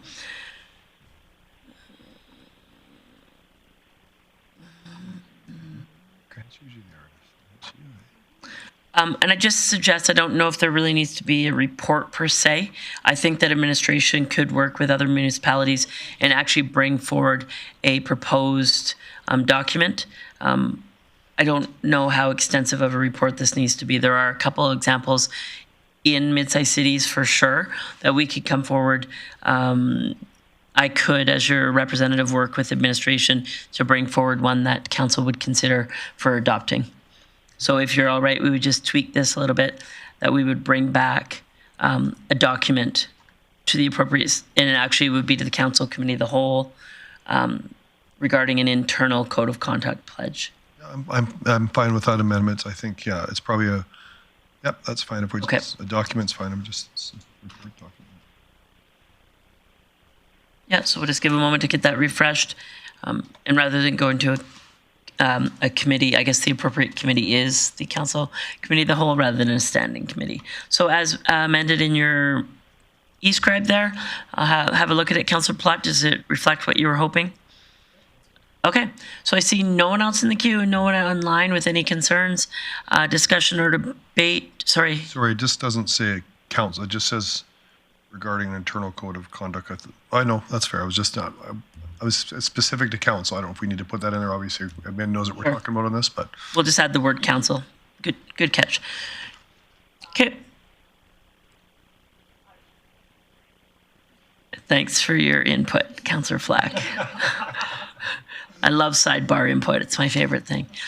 Anyways, I'll call the question on the motion as in your e-scribe. Berg in favor.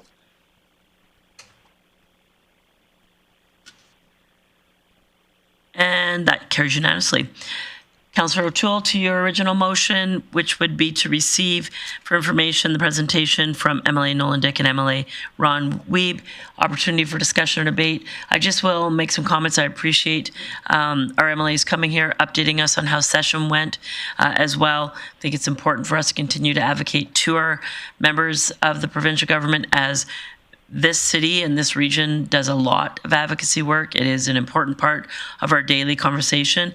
And so we will continue to work hard and advocate for the needs of our community and really appreciate the opportunity to share with them.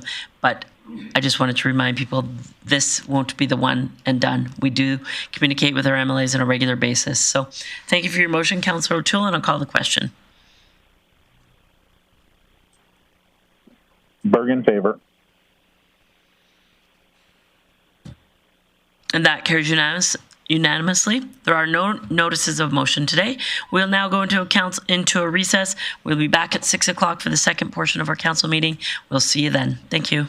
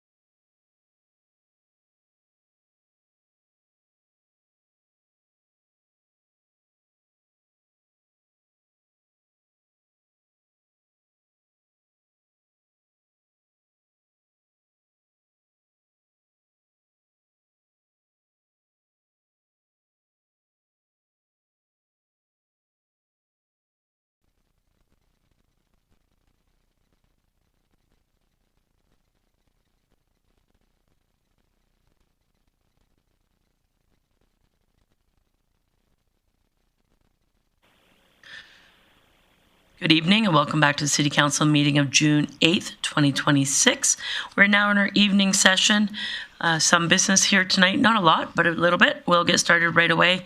Councillor Bressley needed to attend to some personal matters. He won't be joining us. And Councillor Berg, unfortunately, his flights were delayed, so he won't be joining us. In the evening session, as with I mentioned earlier, delegations, when we do have an evening session, are welcome to the evening portion. When we only have afternoon, then it's at 3 o'clock. But today, as there's an evening session, we do have one delegation who let us know ahead of time that they wanted to come speak to council. So item 13.1, the O'Brien Lake Neighbourhood Association. If the representatives wanted to come on forward, the microphones on your table are on. They're not attached to the table, so just pull it in tight and take about 5 to 7 minutes to address council. And then some of my colleagues may have questions and we'll go from there. Welcome. Thank you. Am I loud enough this way? Yeah, just pull it a smidge closer just in case. All right, thank you. Sure. Okay. Hello, Mayor Clayton and council. I have met most of you at some point. I'm Louise Goodlickson. I'm the chairperson for the O'Brien Lake Neighbourhood Association and have been since 2019. I've lived in Grande Prairie area for 25 years, I guess it is. Raised my kids here, and now I've got grandkids that are teenagers as well. I work full-time as a nurse. I'm now in public health. Previously, I was in acute care. And in my spare time, I like to hang around with plants and neighbors.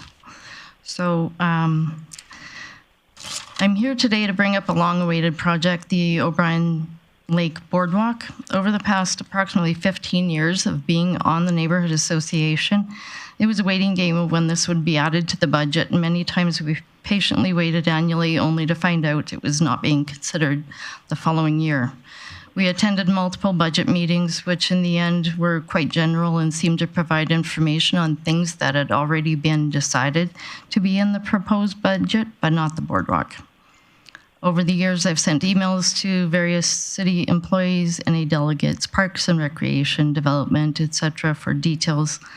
But the return letters slowly dissipated until there was no further conversation. So today I'm coming directly to the council to let you know that after waiting this long, our residents would like to see our lake loop completed.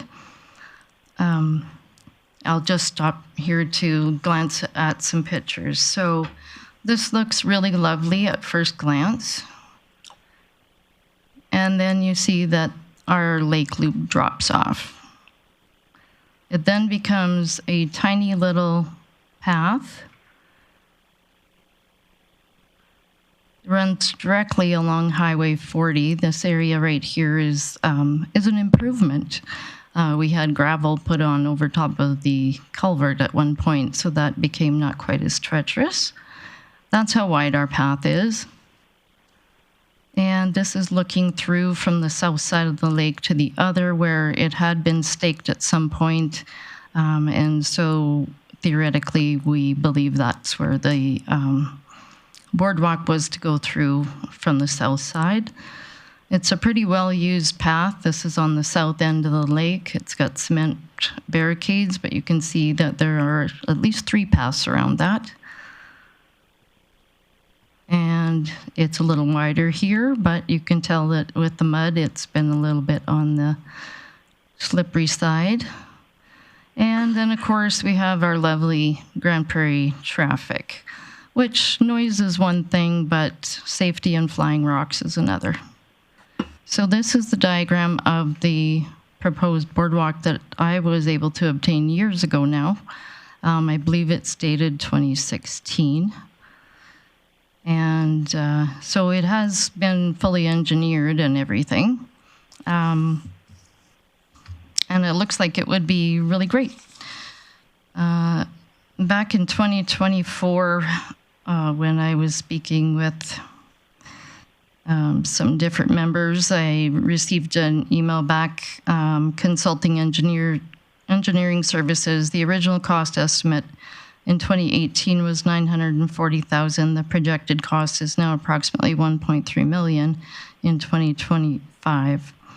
It's definitely a capital project, and again, we were told it would be considered alongside other capital budget requests across the city during the 25 budget deliberations in the fall, and all budget decisions are made in this process. Okay. And of course, it said that we could put in some priorities and input for the budgets. Safety was our number one reason that this got instigated right now when it did, because we actually have students who aren't eligible for busing based on the distance they are to their school, who have been told that, I'm going to flick back through here because I think it was the first one. This is their route to school. Not sure if I can see that. So this student happens to live on 60th Avenue. They live too far away to qualify for busing, so their walking route is down 60th Avenue. However, then it turns and it goes up all the way along Highway 40, to which there is no actual sidewalk. And yeah, they're supposed to just walk right down the highway, apparently, and then turn and go east on 68th and into the school. That is not acceptable. Rather horrifying for the parents of that child that brought this forward. Yeah, it's just not, okay? And that's one of the biggest parts there that really got me coming in here today. So that being said, we had another member in our neighborhood who came forward with this story at our last meeting. And they came because we were going to be discussing the boardwalk. So I'm just going to quickly read that. Hi, Louise. Here's my story. We purchased our home in O'Brien Lake and got moved in last fall. I was excited when my grandson came in and asked me to go for a bike ride, as I'd never been around the lake yet. I followed him, came to the end around the narrow path, trying to keep up to him. He crossed a narrow little bridge, and then I went to go. My front tire went down and threw me over the bike head first into the long grass and rocks. I think it knocked me out, but I remember hearing my grandson screaming. I broke my glasses, cut my face, and thought I broke my shoulder, but turned out to be just badly bruised. I would love to walk my granddaughter around the lake in her stroller, but it's not possible to safely get her around the end of the road. Please consider this project as it is a safety hazard and not being enjoyed because of the access problem. Okay, so then that leads to the next point, which is accessibility. Not only is this not acceptable to seniors with walkers or wheelchairs, it's not even accessible for wagons or strollers. Our lake path is not only used by our neighborhood, but also several nearby neighborhoods, and that will benefit more than just O'Brien Lake.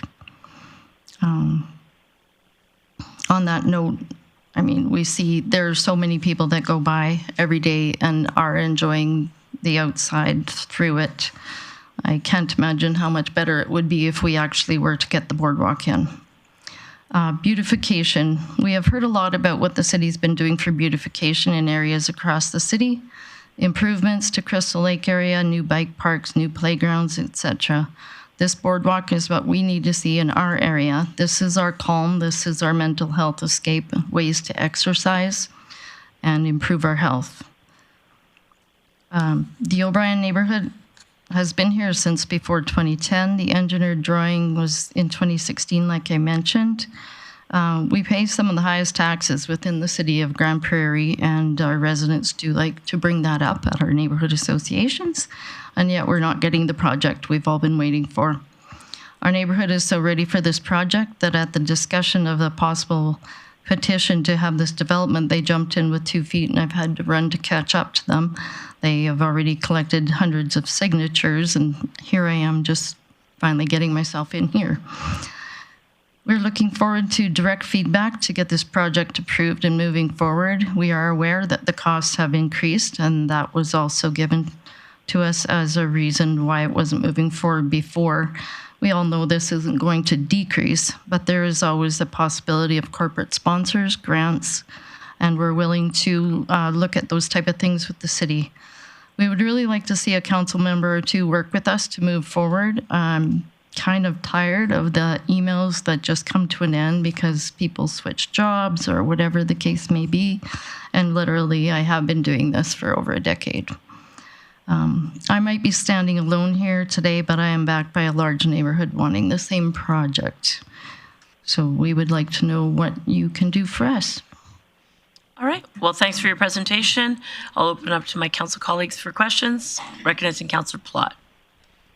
Thanks, Mayor Clayton, and thanks for coming in and bringing this to our attention again. As somebody who lives in O'Brien, I walk that path pretty regularly, and so I can understand the safety concerns of it. I am just wondering, with your group, was it boardwalk or nothing, or if the current path was enhanced and widened and properly done, would that be sufficient? Like, just trying to get my head around the cost, because the costs are probably going to be higher than that because it is a wetland area. So just, is it more about getting a path, or is it specifically that they want the boardwalk across the... I believe, ideally, of course, it would be the boardwalk. However, it's been this long. We all are aware of costs. Most of us there both are, 2 household incomes, that kind of thing. So we have previously discussed that, but because it is a wetland area, we don't know where to go with that.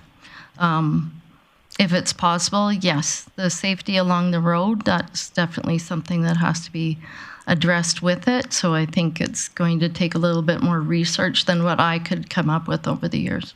Okay, no, thanks for that. I'll have some questions for admin when we get later. Appreciate it. Councillor Thiessen.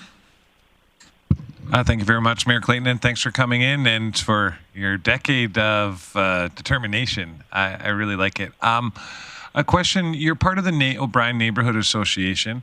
To date, has the Neighbourhood Association undertaken any fundraising activities in a way to try to put pressure on us? Some neighbourhoods do that in the realm, and sometimes it gets their projects over the line.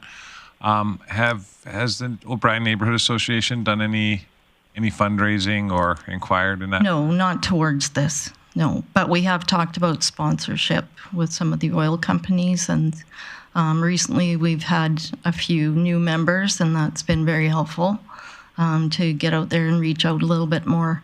It's definitely something we would consider doing. Okay, thank you. On a similar vein, I'm curious, has your neighborhood association ever discussed a levy that would be specific to your area? There are other areas such as Pinnacle that has the fountain, but the residents of Pinnacle pay for it. So have you ever had a conversation around what a levy would look like for the residents of O'Brien? That has come up in conversation. We don't know how that works ourselves. Okay. So, and I think that it's something, they wouldn't be overly impressed with, but, it's understandable. Mm-hmm. And as long as it's not covering the entire cost of it, I'm sure that is something that can be taken into consideration as well. Yeah, so initially on some of the other ones, just for some background for you, the Pinnacle fountain, for example, was put in by the developer, but the maintenance of it, repair, maintenance, replacement, comes at the expense of the residents. No additional money is required from city taxpayers, because the thought being that it's an enjoyment of the people that live in Pinnacle, see it every day, and take it as an amenity that is part of their neighborhood. Those conversations are, we could, if council's interested, we could get that information for you and look at something like that. Mm-hmm. But just so you're aware of how, for something to come to budget like this, you would need, as you asked, an ally, someone from council, to make a motion to defer it to the fall budget for consideration. Then administration prepares information so that council, in preparation of the fall budget, is aware of all the work that would go along with it, potential costing, etc. But it does take, as you mentioned, a couple leaders from council to get it put forward to that budget. And so that may be why it's never actually, as you mentioned, had never seen it at a budget deliberation. There had been no elected official who brought it forward, or administration, based on other priorities that council had laid out, did not see it aligning with priorities of council. So there's a couple ways that can happen, but there are definitely opportunities to explore. And right now, so just so you know, for delegation process, this is our opportunity to ask you questions. Then we have a little bit of other business. And then we go to the delegation portion of our meeting where my colleagues and I can ask administration questions. And from there, we potentially make motions to direct administration with some business that may be arising. It could include things such as reports, etc. So now is a question time for my council to ask you questions. I don't see anyone else in the queue with specific questions. So I encourage you to stick around if you'd like. We only have one other item of business, so it shouldn't be too long. But if you had to leave, this is all recorded, it's all live, you could watch it, and I know someone would follow up with you, but up to you. And so I want to thank you for coming, bringing it forward for conversation. As every council each term is new, we have 2 new members, and the conversation hasn't been had in a few years. So as Councillor Plott mentioned, it's great to refresh us on, the desire of your neighborhood. So I thank you for being here and encourage you either to stick around, or if not, someone will follow up with you following the conversation. I will definitely stick around. I've been in it this long. I'm not going anywhere. Thank you. Thanks so much. Okay, I'm going to move on to the rest of this evening's agenda. There is no unfinished business, so I'm going to move to public hearings. Item 15, 15.1, the Land Use Bylaw Amendment C-1260-212 and VLA Montrose area redevelopment. And I'm going to call this public hearing to order. Look to administration for an introduction. Ms. Patel and Ms. Downey, please go ahead. Thank you, Mayor Clayton. Administration has received an application to amend the VLA Montrose Area Redevelopment Plan and the Land Use Bylaw. The applicant wishes to redevelop the 2 lots located along 108 Avenue within the VLA Montrose neighborhood. Each lot currently contains a single detached dwelling, and the applicant is proposing to construct semi-detached dwellings. The subject properties are currently zoned as restricted residential, where semi-detached dwellings are not a listed use. The properties are also located within the VLA Montrose Area Redevelopment Plan, which was adopted in 2009. Within the development concept map, the lots on the north side of 108 Avenue between 98th Street and 99th Street are identified for small lot residential development. This block functions as a transitional residential area between lower density development to the north and medium density development to the south, making it an appropriate location for moderate residential intensification. ARP specifically identifies narrow lot single detached housing as the intended infill form for this block through the creation of new district called Restricted Small Lot Residential. The RSR district is created specifically for the lots on the north side of 108 Avenue between 98th Street and 99th Street, highlighted in yellow, where the subject properties are located. However, the applicant's intended use, that is semi-detached dwellings, is also not a listed use in this district. Therefore, applicant is proposing a text amendment to the Restricted Small Lot Residential District to add semi-detached dwelling as permitted use, along with the associated site standards as an alternative infill housing option. The subject lots are of sufficient size to accommodate semi-detached dwellings. The proposed site standards are comparable to other residential districts within the land use bylaw. Following which, applicant is proposing to rezone the lots from RR to RSR district. Administration considers this a reasonable evolution of the original intent of the ARP, as semi-detached dwellings continue to provide modest intensification while remaining compatible with the surrounding neighborhood context. Applicant is also proposing text amendments to the ARP to ensure consistency between the statutory plan and the proposed land use bylaw amendments. Administration considers this approach appropriate as the ARP and the RSR district have been in place since 2009, and the intended narrow lot detached infill redevelopment did not occur over that period. The proposed semi-detached dwellings represent an alternative form of modest residential intensification that aligns with the original intent of the ARP by encouraging infill redevelopment within the established neighborhood context. The proposed amendment was circulated to internal and external stakeholders. Notice of rezoning sign was placed on the subject property, and letters were mailed to the adjacent neighbors. As the proposed rezoning would result in an increase in density, the land use bylaw requires the applicant to undertake public engagement. The applicant completed the required engagement in accordance with the land use bylaw requirements, and the public engagement report submitted by the applicant is attached to the package. Administration considers the proposal to be compatible with the immediate surroundings and supports the proposed rezoning. Based on this background and analysis, it is recommended that Council give 3 readings to these bylaws. Thank you. Great, thanks for your introduction, Ms. Patel. Opportunity for questions to ask administration, or opportunity for questions of Council to administration. Please jump in the queue if you had any questions regarding this. Recognizing Councillor O'Connor. Yeah, thank you, Mayor Clayton. I understand these are semi-detached units, and so that's a common wall between them, like a duplex? Ms. Patel? Thank you, through the mayor. Yes, the side-by-side duplex with the common wall. Okay, and then one per each property, correct? Correct. Okay, thank you. I'm just going to follow up on some of that. So it looks to me that the alleyway is paved. Is that correct?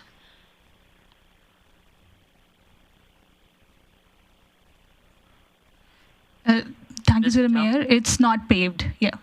Okay, so multifamily being on there, assuming 2 units per lot.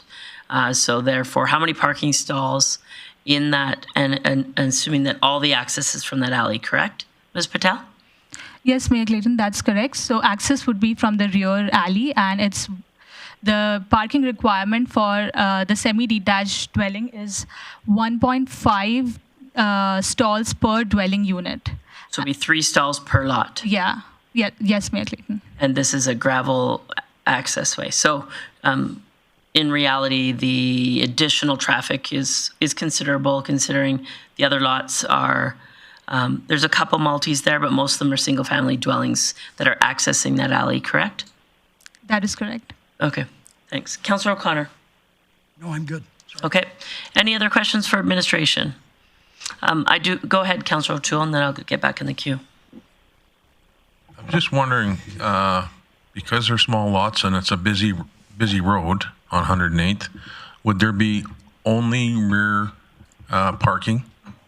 Ms. Patel? Thank you, through the mayor. Yes, since it's a busy road on 108 Avenue, the access would be only allowed from the back alley.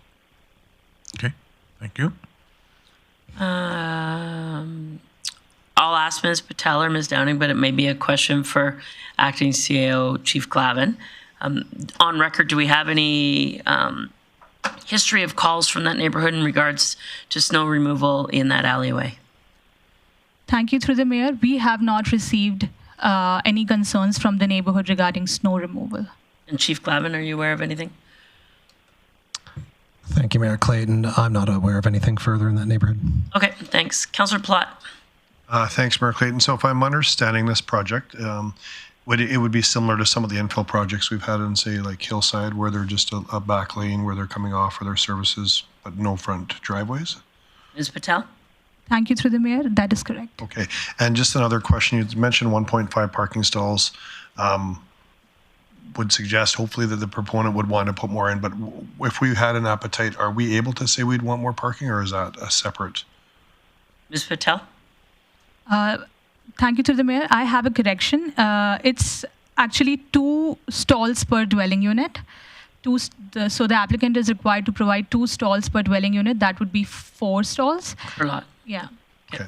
And those are 50-foot wide lots? Am I correct on that, or? Ms. Patel? Yes. 50. Okay. And last, sorry, I know we can't have access through front. Are you allowed to street park on there at certain times of day, though? Like if they had visitor parking, can in essence just park on the street? Ms. Downing? Thank you. I'm not sure about what the on-street parking, if it's allowed in that area. Okay. Perhaps the applicant's no on-street parking. Yeah, there's no on-street parking on 108th on that block anyways. And yeah, I can pop out of the queue if you want. No, go ahead. I'm just more, I like the idea of this project going ahead. I think it's, we've seen these infill projects happen. I'm just wondering, outside of that, if administration would look at the traffic patterns on that road to see if it justifies. I think it's 2 lanes. If there would be, like, lots of cities will have designated parking for this sort of time that's on-street parking, and then it changes at certain peaks. Just wondering if that'd be an option. Just, I think signaling doing this, if this were to approve today, is we're going to see probably potentially other applicants on that street want to do the same thing. And I don't know if the parking will be a concern, but it would be nice to know if there was an option to let them have on-street parking at certain times of the day. But. Yeah, I'll let Chief Glavin have a look and see if he... Go ahead, Chief Glavin. Thank you, Mayor Clayton. I believe the parking restriction is from 7 a.m. to 7 p.m. currently on that stretch of road, outside of 7 to 7. I had a question, Ms. Patel. Knowing that the access to the lot is from the alleyway, the front facade of the house is facing 108th, or the front facade of the house is facing the alleyway? Thank you, Mayor Clayton. So the front facade should be facing the front, but the applicant speak more to the proposal. Okay, thank you. Any other questions for administration? Seeing none, I'll ask, move to the presentation and submission portion of our public hearing. Look to ask if there's anyone here to speak in support of this land use bylaw amendment. And if so, please come forward to the table, introduce yourself. And this is land use bylaw amendment C-1260-212, the VLA area redevelopment plan, and bylaw redevelopment plan amendment C-1228C. Welcome. Please introduce yourself. Good evening. My name is Mo Abusha. I'm a part owner in the building in the 2 lots, and I'm a construction contractor with the on GSL Construction. We'll be doing the building there. First, I want to thank Zeal. She did a great job. Appreciate it. And thank you guys for having the right person in the right position. As per the building, we will be kind of, we haven't applied for any permits or anything, so we'll be following whatever regulation, whatever the code requires, especially when it comes to parking and the approach. Answer to the question for if the building going to be facing 108, gonna try to make it as nice as possible. It's going to be a nice rental area. We will eliminate the traffic from 108 into this to the approach to the buildings. And right now we own the 2 lots next to each other, and it is very hard to actually go in and out from 108 to there. So we'll eliminate that part, and will be a good lift up for that one. So we're aiming to have a very nice looking frontage. The back area, hopefully at one stage, will be paved. Hopefully, if maybe once we do the next building, and if we could buy the one next to it as well, that's what we're aiming for. We tried to buy the 3 lots when we bought them to do the same principle. We're still kind of trying to do this as well. So basically, once we finish one building, do the second and do the third. So hopefully one day we'll come and require to the pavement. I don't have much to say about what's going to be happening. All what I'm saying is just we're going to be following whatever regulation. We have enough parking. It's a very deep lot. We were going to have at least 8 parking stalls. Beside that, yeah, that's all what we were hoping for, and we were hoping to dig the holes in this year and build it before the fall. Perfect. Well, thank you for being here. I'll ask my council colleagues if you have any questions for the proponent. Recognizing Councillor O'Toole. Thank you for coming here today. This is going to be a single-story building with a basement? It might be 2-story buildings. It's a duplex, you know. Just would like to have 3 bedrooms in each unit and plus the basement. Well, I live in the Avondale area, which isn't too far from where you are. I drive there every day to come here, and I'm thankful that somebody like yourself is going to redevelop, possibly. Good for you. Thank you. And let me know if you have a lot available. I'll come by it. I just retired. Give me a couple of years. Okay, thank you. Thank you so much. Yeah. Okay. Right. Councillor Plott. Thanks, Mayor Clayton. Thanks for coming in and looking at doing a project with the city here. You don't happen to have front elevation or a design of what you're looking at building at this point yet, or? We have built few before, so which one is gonna fit in there, I don't, but I kind of have an idea. I could always share it with you if you like to see that. We could do that, definitely. I don't have it on me, but we're just waiting for the rezoning part to be done. Then we'll proceed for the next one. But I have an idea what we're about to do there. Okay, no, I just thought if there was a picture, it might put some mind at ease of some folks what you're looking at doing, but if you don't have one, that's fine. Thank you. You're welcome. All right. Well, I don't see anyone on the queue. Thank you for being here. Appreciate you being available for questions. I'll now ask a second time to see if there's anyone here to speak in support of this land use bylaw amendment. And a third time, if there's anyone here to speak in support of land use bylaw amendment C-1260-212 and VLA Montrose Area Redevelopment Plan Amendment C-1286. Seeing no one come forward and no one online, I'll ask if there's anyone here to speak in opposition of this land use bylaw amendment. And if you're here to speak in opposition, please come forward as the others have and introduce yourself. I'll ask a second time if there's anyone here to speak in opposition to this land use bylaw amendment and redevelopment plan amendment. And a third time to see if there's anyone here to speak in opposition to land use bylaw amendment C-1260-212 and VLA Montrose Area Redevelopment Plan Amendment C-1228C. Seeing no one in the chambers or no one online, I'll call this public hearing to close and ask for any business arising.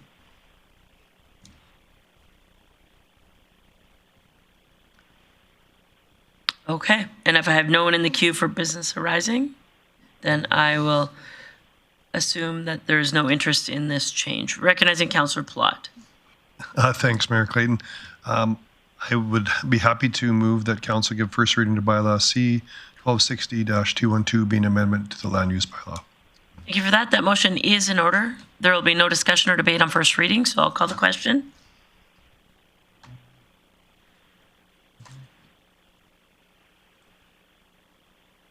And that carries unanimously. Councillor Plott. Thanks, Mayor Clayton. I'd move that council give second reading to bylaw C-1260-212. Thank you for that. The motion is in order. Second reading gives council an opportunity for any other questions for administration on this amendment. Councillor Plott. Thanks, Mayor Clayton. I did want to ask, just unfortunately, as the proponent hasn't got a project specifically designed on this yet, I don't think that this area has any redevelopment plan in it, does it? Or does this fall under, maybe I missed that in the notes, that falls under Avondale's? Ms. Patel. Thank you, Mayor Clayton. This this project falls under VLA Montrose Area Redevelopment Plan. Okay, so that has architectural controls and guidelines already put in place that the proponent would have to follow? Yes, that is correct. Yes. Okay. Thanks for that. Okay. I had a question based around what you were just saying. Give me a moment here. Oh, just for those who might be watching at home, Ms. Patel, tell the public the next steps. So assuming that there's a change, amendment to the land use bylaw and an amendment to the area redevelopment plan, what is the next process? Thank you, Mayor Clayton. So once the rezoning is approved tonight, the applicant can submit a development permit application for semi-detached dwellings, as it would be a permitted use under the new zoning. Okay. I recognize Councillor O'Connor. Go ahead. Yes, thank you. Am I correct that there is already one property to the east that's RIR? Is that correct? Ms. Patel? Thank you. Through the mayor, yes, that is correct. 3 properties are currently zoned RSR in that block. Yeah, so it's not anything untoward. It's RR now, and it's going to go RIR. RSR. RSR. Thank you. All right. Ms. Patel, anything to add? That is correct. It's going to be rezoned from RR to RSR. Thank you. Right. I had a question for Chief Glavin, and I'm not showing my cards here. I'm truly curious. Has there been any consideration in neighborhoods where the access is purely alley, that the city paves those alleys? Alleys are convenient, but for some residents, it's the only way to access your property. And so I wondered if there's, to your knowledge over time, if there had been any consideration for that, for mandating that. Yeah, thanks, Mayor Clayton. No, we haven't had a concerted effort to pave alleys in the city. Right now, it would either be a local improvement or it would be something the city would have to direct through a capital program. Okay, thanks for that information. Seeing no one else in the queue with questions or concerns, questions for administration, discussion, or debate, I will call the question on second reading.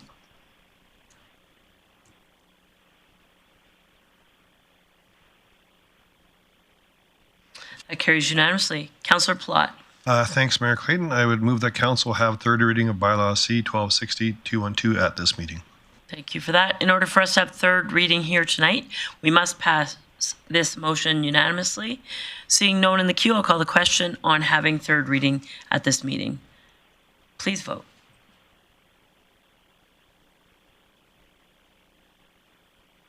And that carries unanimously. Councillor Plott. Thanks, Mayor Clayton. I would move that council give third reading to Bylaw C-1260-2-12, being an amendment to the land use bylaw. Correct, so that motion is in order. This is third reading on this bylaw. Seeing no one in the queue with questions, discussion, or debate, I'll call the question. Please vote.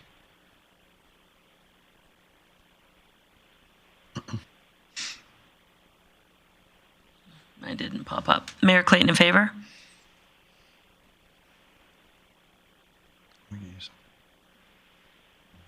And that carries unanimously. Councillor Plott, would you wish to continue? You bet. I would just move that council give first reading to Bylaw C-1228C, being an amendment to the VLA Montrose Area Redevelopment Plan.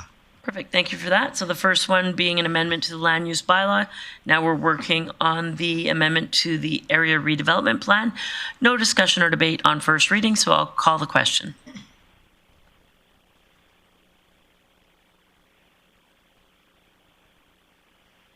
And that carries unanimously. Councillor Plott. Thanks, Mayor Clayton. I'd move that council give second reading to Bylaw C-1228C. Great, thank you. That motion is in order. Any questions for administration, council? Now would be the time. Seeing no one in the queue, I'll call the question on second reading to Bylaw C-1228C. Please vote. And that carries unanimously. Councillor Plott, if you wish to continue. You betcha. I move that council have third reading of Bylaw C-1228C at this meeting. As with the other changes, in order for us to have third reading here tonight, we must have this motion, and this motion must pass unanimously to have third reading. Seeing no one in the queue, I'll call the question. Please vote.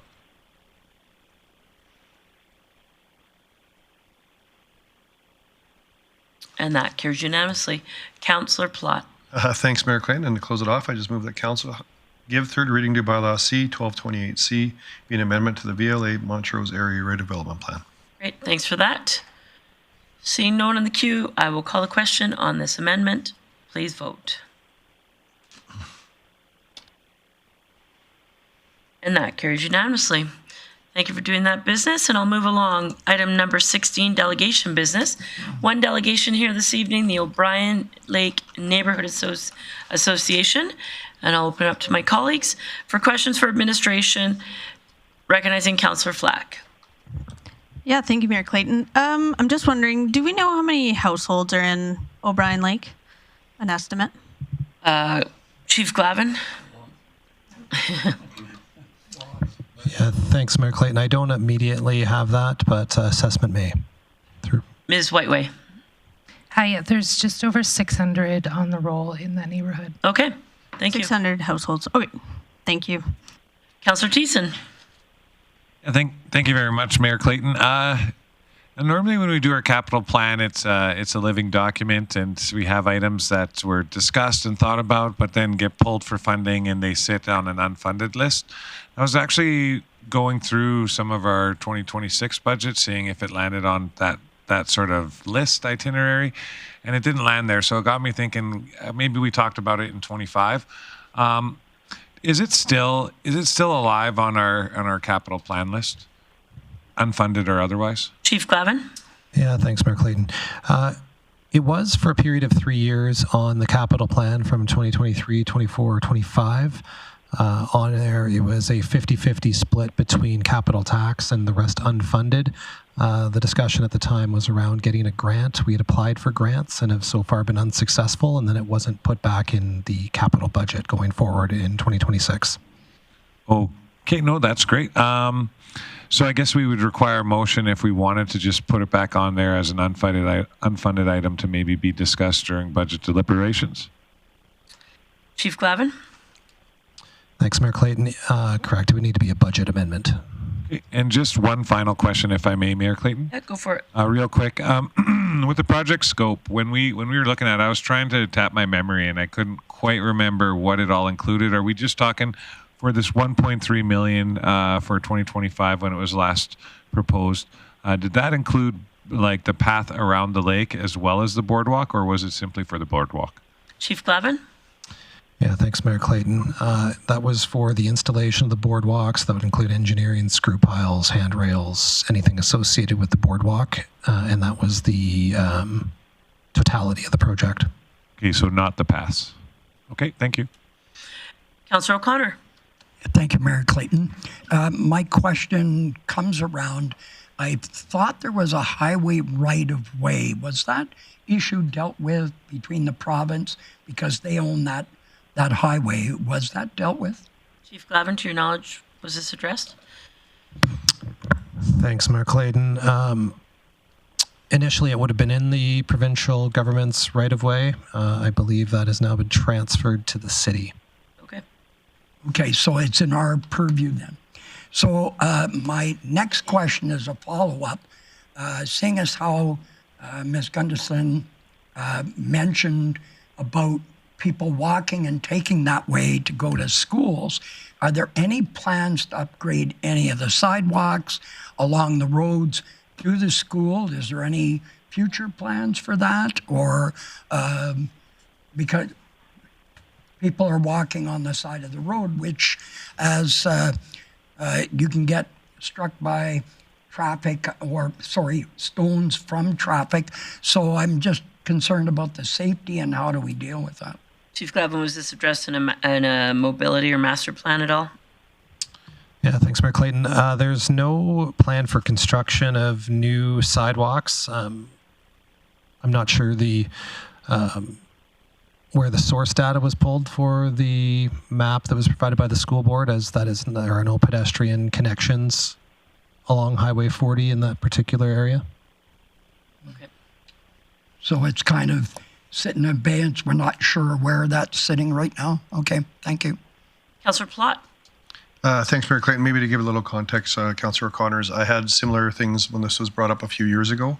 When I looked on the master transportation plan, if you were on the south side of the lake, you would go around the lake, you would go through the park systems, connecting close to 68th Ave and come across that way. Similar to Pinnacle, there's no real pass along 108th Street or 68th Ave at this point, but there is connectivity via around the lake. Unfortunately, for that proponent, they'd have to come around the lake, go through parks to get to that spot. But there is through PULs. Is that what? Yeah, through PULs. Yeah. So there is an ability anywhere in O'Brien to get to the corner of 116th or 108th Street and 68th Ave now, albeit it's not as quick as if this was a path there. But there is a plan similar to how it is in Pinnacle. You just have to wind your way through the PULs to get there. So there is an option to get their paved path anywhere in O'Brien to that intersection. Just not as quick as what proponents would probably like. And so my question more is for administration. I think part of the reason this costs is we're talking about a major wetland. I've always wondered if there's not an ability to have a wider path along the side of the road with some screening. The road is quite a bit higher. I've personally had rocks just about ping me. I've had my kid almost hit on the same thing, so I can empathize with the concerns of that. I've just wondered sometimes if there's just a way we could do some screening and an enhanced path. Appreciate people might want a paved path there. That's fine. That could be another thing. But I'm just wondering if administration has looked at it, because even the pictures show it's a pretty narrow path. There is enough space there to make it probably a 4-foot path if we did do some work on that without touching the wetland side. That would be great. I think that could solve one problem, but the safety concern would be just how we screen that road and allow snow removal as well, because I think we want to be able to plow snow in there. So there's probably that concern. But I'd be happy to see it come back to budget with other options. I guess that would be the other thing is I have a hard time going to the community and saying it's $1.3 million and it's going to be a neighborhood improvement levy for that area. because it really, sadly, on our master transportation plans, from what I saw, it only enhances O'Brien. It's not really an enhancement for other communities. So I just wonder if there would be an option, if it was coming to budget, of a second option that would be a little bit less expensive, not going right across as the boardwalk. And then if that were to happen, what would that look like for neighborhood association members? Would it be at 100% funded over a certain period of time? Like, what would that look like to try to, for the, Ms. Gunnarsson to go to the neighborhood association and say, hey, we have an opportunity here. It's going to be $38 a month for every house for the next forever to make this work. Like, what? I feel like for us to debate that at budget without knowing if those folks would want to do that would be hard as well. So just look into administration about how we would sequence that. So lots of questions there. Let me sort of separate them. Sorry. First, I'll ask Chief Glavin in regards to wetland setback and exploration of paths. Has there been any work done to date, and what would it take to get council some information in regards to a path adjacent to the highway with some kind of screening? Yeah, thanks, Mayor Clayton. The discussion to date has only been around a boardwalk, so there has been no other work that I'm aware of. In order to get a cost estimate to council for consideration, we'd have to do preliminary engineering on that. So there would be a cost associated with getting those numbers to council. So we would need to fund preliminary engineering to find a design that could potentially work in there. Okay. Next, to Ms. Whiteway, tell us, off the top of your head without exploring it, what would levy or cost distribution look like to a neighborhood? What's the parameters, the number of years that is allowable? And in other instances, is it 100%? The developer typically bears some of it. So do we have any other examples where it was an asset added after where the developer didn't have a contribution and it was solely paid for by the residents? Thank you, Mayor Clayton. So this would fall under the category of a local improvement levy, potentially, again, without doing all of the research. Typically, the local improvement levy would be applied in a scenario where a specific neighborhood would be benefiting greater than the rest of the city. Examples we've had are areas where maybe sidewalks were not in our immediate plans. However, those within a certain roadway have requested it and wanted it and had sufficient support to make it legal. So, and how those work is, so they can be 100% funded by those that are needing, wanting, or requesting. Could be a shared improvement levy between city and residents. So there's a few options, but essentially the way it works is it's an additional levy each year for the length of that asset. So this is where, and I'm just, again, with the price, let's say you borrowed, hypothetically, typically we borrow on local improvement levies or have in the past. You're looking at the cost plus the interest spread over the number on the roll. However, we then have to determine there's also O'Brien West, which is separate as well. Are they benefiting on top of O'Brien? So there's a few nuances we'd have to look at, but it's essentially lifespan. The borrowing is on the lifespan of the asset. So whatever we would borrow it up to 30 years, likely on a boardwalk. Boardwalks are estimated to last up to 50 years. Okay. So we would spread that debt out over 30 years. Okay. And we would do that at our borrowing rate. Okay. Correct. So it does work in the same essence, like we would borrow, it would be, we would owe the debt, but we would levy for those payments and interest every year. Okay. All right. Does that answer your questions, Councillor Platt? Okay. Did I miss anything in your, okay. Councillor Flack. Yeah, thank you, Mayor Clayton. Yeah, I would love to see something come from this, like community empowerment and livability is one of our pillars on our strategic plan this term, and this type of project or thing that they want to work towards. I think this is the thing we want to support, because we want to signal to community or neighborhood associations, hey, if you guys want to get something done, we'll help you get it done. I'm not entirely sure what that looks like. maybe just help me out, but I would like to make some sort of motion that administration work with the O'Brien Lake neighborhood.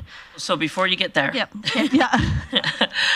I think, and I'll come to Councillor Auger and Thiessen in a moment, rather than sending this to budget or sending this, back to the neighborhood association, that there are some pieces that administration heard today where they could explore. As mentioned before, we applied for a grant and we're eligible. Maybe there are new wetland grants. I don't know, right?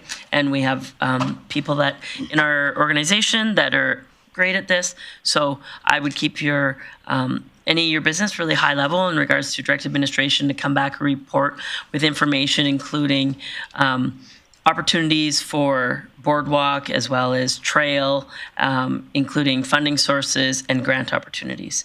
So, something along those lines, and just keep it really high level. Administration, multiple departments could weigh in and have some thoughts on this, then bring it back to the appropriate standing committee. Then the appropriate standing committees can sort of weigh in on it, have conversations. I think administration could have conversations with the neighborhood association after we get sort of some information. Because as soon as you call in a neighborhood association, they're going to, look for the one that's awesome, and it may not be realistic. So there's some goals that the neighborhood wants to achieve, and then there's also some realities. I mean, we could have a heated floating boardwalk. That would be wonderful, but probably not realistic. So, so I think let's have administration do some work, bring it back. Council standing committee can have some input, then include the neighborhood association to see if it sort of suits what they're hoping to achieve, because there's lots of, as Councillor Plott proposed with his questions, there's lots of pieces to this. Yeah, absolutely. You took the words right out of my mouth.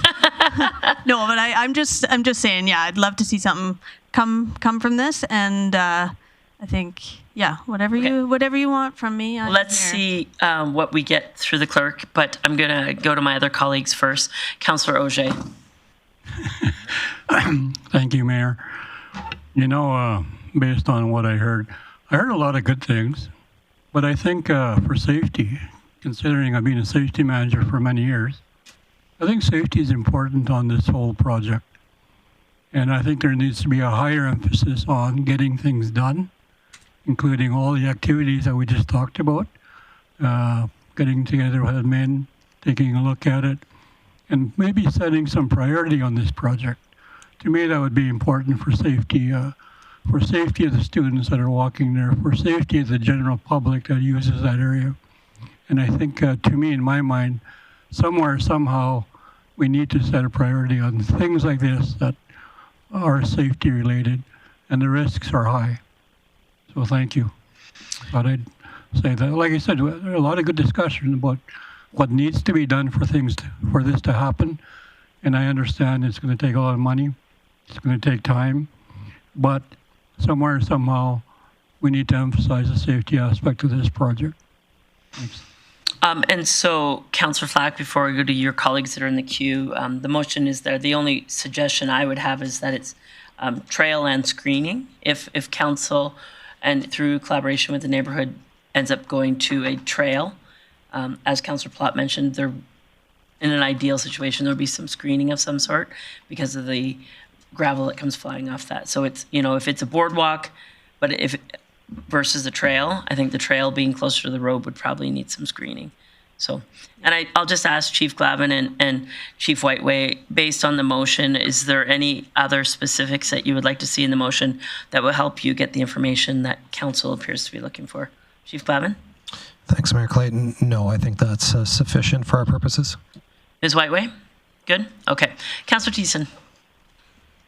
Yeah, sorry, I was part of my statement. I was going to clarify all the things that we're looking at in this report, but then Ms. Van Beekveld just put it all together nice and neat for everybody. Thanks, Councillor Flack, for directing that.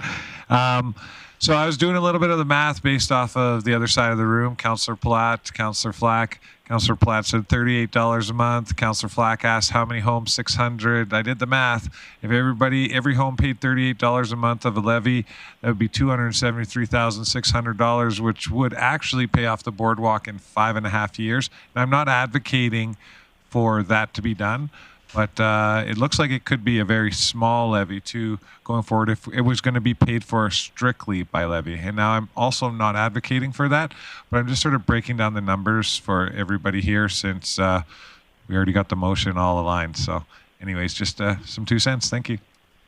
All right, Councillor Plott.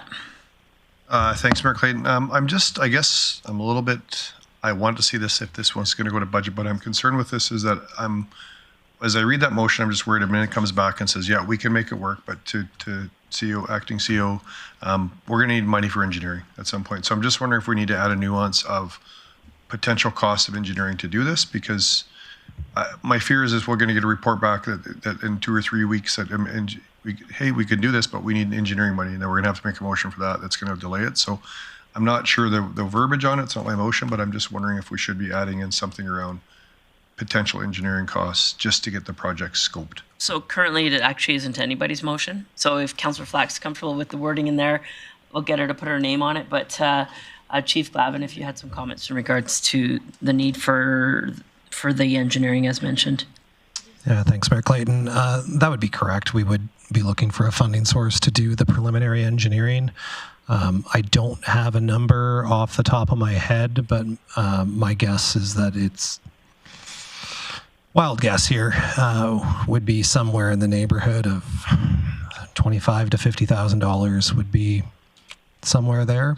I would probably err on the high side if you didn't want to see it come back again, but we don't have a funding source. I would look to the CFO. Thank you, through the mayor.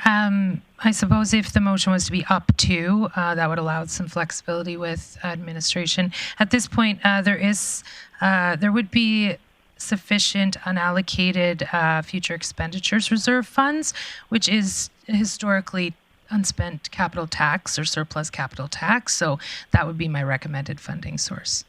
And I just, to the point, I think, the motion could just include, and so when the report comes back, it would include grant opportunities, funding options, also could include engineering cost estimates, as opposed to allocating some money now that, do you know what I mean? It just, so this motion you'll come with cost estimates on the engineering, grant opportunities, funding options, all at once. Is that realistic, Chief Glavin? Yeah, thanks, Mayor Clayton. Our goal would be, if it were funded, would be to go out and seek what options are available utilizing that money. If there is a option that we could do the preliminary engineering and come back with cost.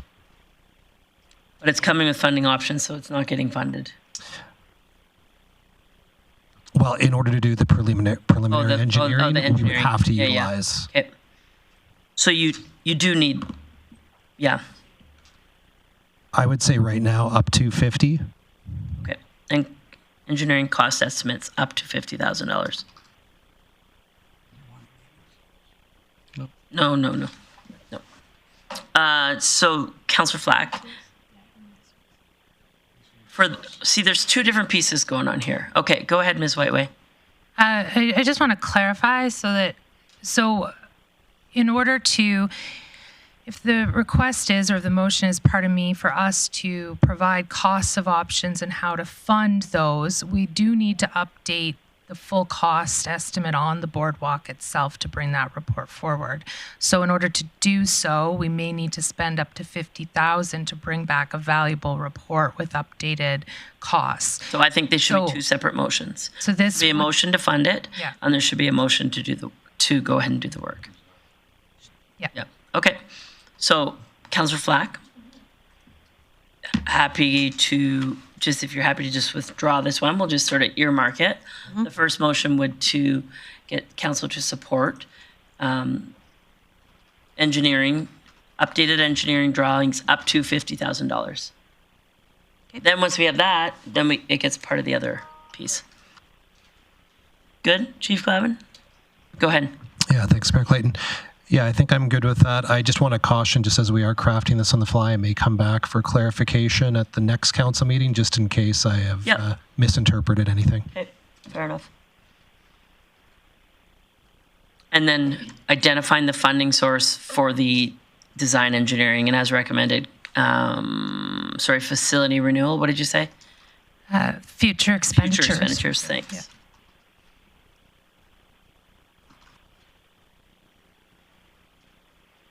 We need like that music that plays Jeopardy. That's what I was thinking.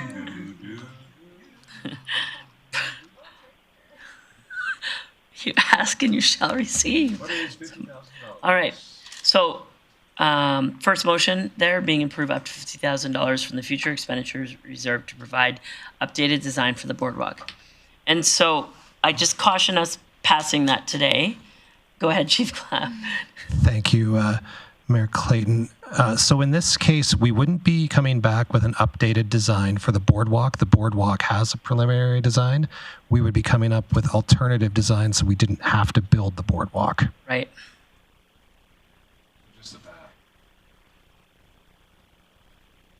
Well, it could be one of the options. Yeah.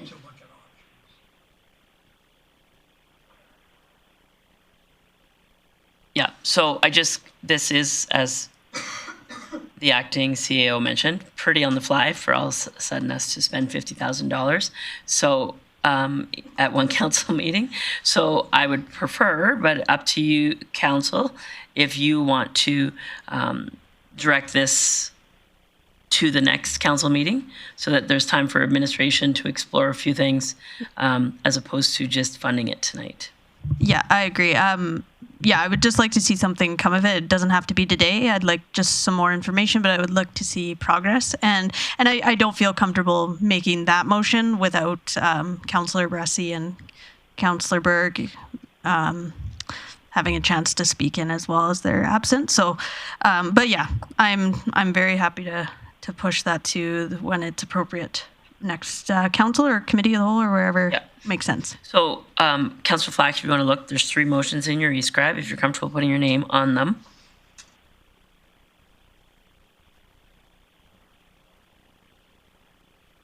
Yep. Yeah, I think number 2 is the most appropriate for today. No. Oh, I see. I think they're in refresh. They're in different order for, yeah.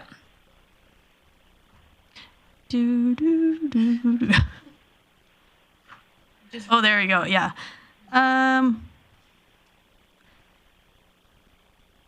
Yeah, so, yeah, I move council direct administration to bring back further information on this matter to the next city council meeting. Okay. So that motion is in order.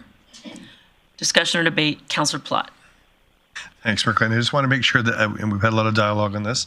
When I read that, that's great, but I'm not sure what they're bringing back. Further information? Are we looking at further information about other trail options? And because I don't want it to come back and forth. I just would like to make sure that we're looking at further trail options on it. But I'm just not sure what they're coming back with. Well, without spending the money, they're not going to come back with other options.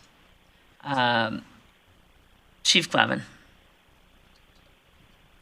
Thanks, Mayor Clayton. Yeah, we're definitely, there may be some answers already to some of these questions within administration on how they landed at the boardwalk and not the path to begin with. Part of it probably was the right-of-way that Highway 40 that was held by the province.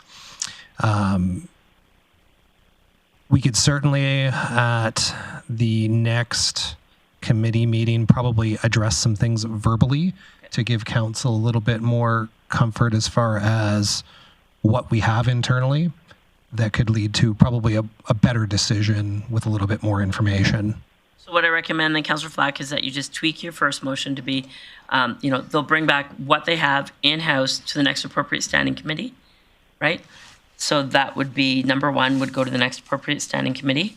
And then that you hold motion 2 and 3 until the standing committee receives the information that happens to be in-house. Mm-hmm. Yeah, sorry I'm so high maintenance, guys. That's all right. I'm just waiting for this to... I've made a lot of motions today. No, you have not. Hey, now. It's going to update here? There you go. To the next appropriate, if we could just add the word next. So are you good with that, Councillor Flack? Council will direct administration to bring back any current information on this matter to the next appropriate standing committee. Yes. Which is next Tuesday for delegations information. For sure. Yeah. No, I'm good with that. Okay. So discussion or debate on this. Otherwise, what information is in-house will come to the next standing committee meeting next Tuesday. Seeing no one, I'll call the question on that motion.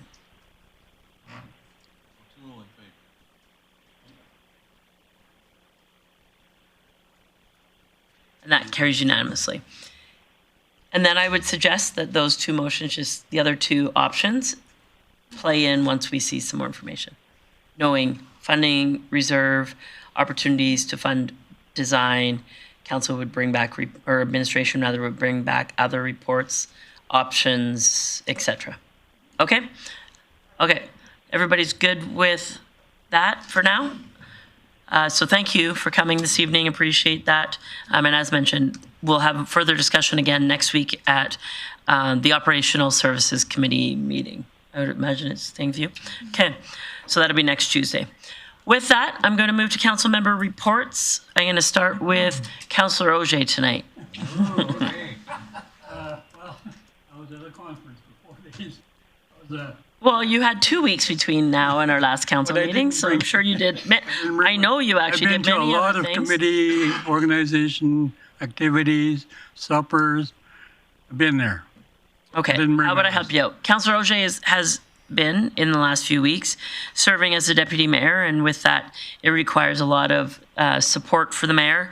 I appreciate all the work that you've done and attending events that I was unable to due to conflicts or duplication of a schedule, whatever that may be, so thank you. It was good, thank you. Councillor Thiessen. Yeah, thank you very much, Mayor Clayton. If I might throw in there, Councillor Auger has sort of catching up to or keeping up with the O team as far as going to events. It's not just deputy mayor. So Councillor Auger is always very busy since he's been elected on council, and we are all grateful for the time that he puts into it. As far as my last 2 weeks, had a bunch of stuff on the go. None of my external committees actually met, which is nice for a change. But it allowed me the opportunity to get out to a few more events and do a few more things. To that extent, I was able to do 3 of the Discover Grande Prairie classrooms with various members of council. Councillor O'Connor was my number 1. Councillor O'Toole was my number 1B. And Mayor Jackie Clayton made it to every single one to say hello, which always brightens the kids' day. So great opportunity to learn and encourage any teachers to send your kids into City Hall. It's a free transit ride and great learning over here. Also had an opportunity with the mayor and members of council to meet with the board of the Grande Prairie Technical School, which is really great. Awesome opportunity for middle to high school students to advance their education and maybe walk out of high school with a trade as well. So we're wishing them all the best and see how that old Harry Belfour turns out for them.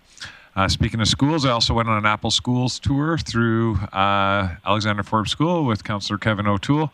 Really a beautiful program there, not just what they showed us, but when we could talk with the students, the principal and the teachers, and see on the billboards how they promote kindness, how they promote nutrition and healthy eating and healthy lifestyles. It's really, really good. I hope one day they expand to the point where they're in most schools, if not all schools. Of course, we also had the Stampede, and I think we all took part in a little bit of everything there. I know I did. I took part in the bust out, the classroom in the dirt, the pancake breakfast. By the way, big thank you to all of council for serving the pancake breakfast. I showed up just to be a delegate and schmooze around the crowd with my baby.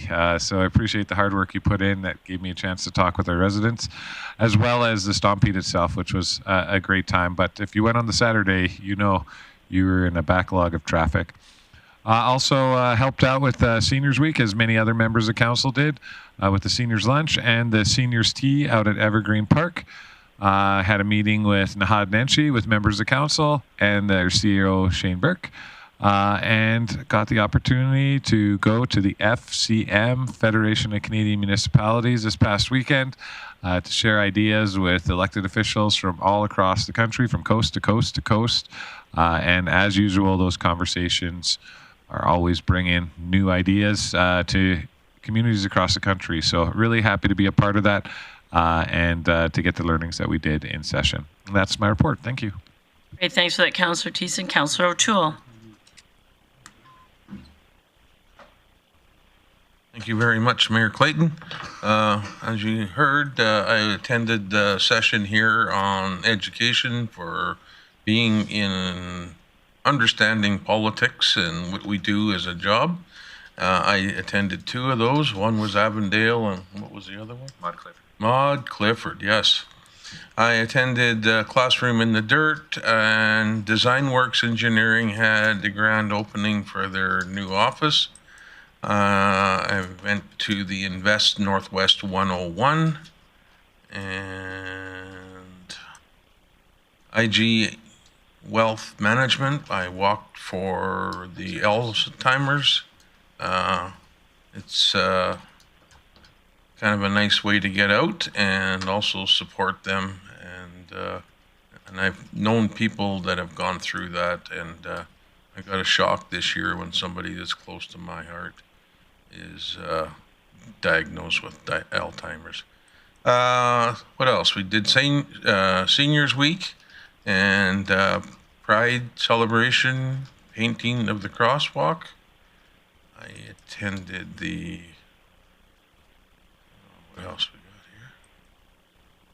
Discovered Grande Prairie, Roy Pickles. I didn't do that one. Proposed cenotaph location in formal meeting, and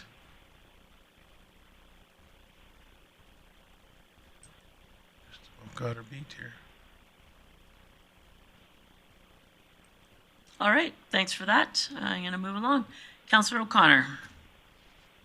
Yes, thank you, Mayor Clayton. A lot of the things have been brought up already. I just wanted to say we met with the Grande Prairie Public Library. That was a very good meeting. Went to the Composite High Stompede breakfast and chamber mixer at Costco in the morning. One of the first ones I've been to. It was a great event. Went to a Design Works mixer and did career day at Parkside Montessori, and Mayor Clayton was somewhere in the building doing others with other classrooms, so it was very good. That's my report. Thank you. Great, thanks for that, Councillor O'Connor. Councillor Flack. Yeah, thank you, Mayor Clayton. This last weekend I also attended the FCM conference. It was a really good conference, met a few people there, and a couple of the study tours or whatever I attended. I did the downtown Edmonton walking tour, and I learned about the different ways that they fund arts and entertainment projects in their downtown core, which was cool to learn about. I attended a seminar on AI literacy and governance and the importance of developing working policies for AI usage in governments.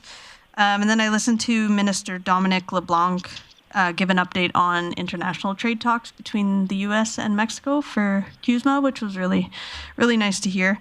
And then, I attended the Seniors Week event at Bonnet Center, and I also attended the quick coffee meeting with the leader of the opposition, Naheed Nenshi, and had a good conversation and shared some updates with him about Grande Prairie area. And that is my report. Great, thanks for that, Councillor Flack. Councillor Plott. Thanks, Mayor Clayton. Many events were mentioned, the Stompede bust out, all the Stompede breakfast, I guess in general, the Chamber RCMP Economic Outlook.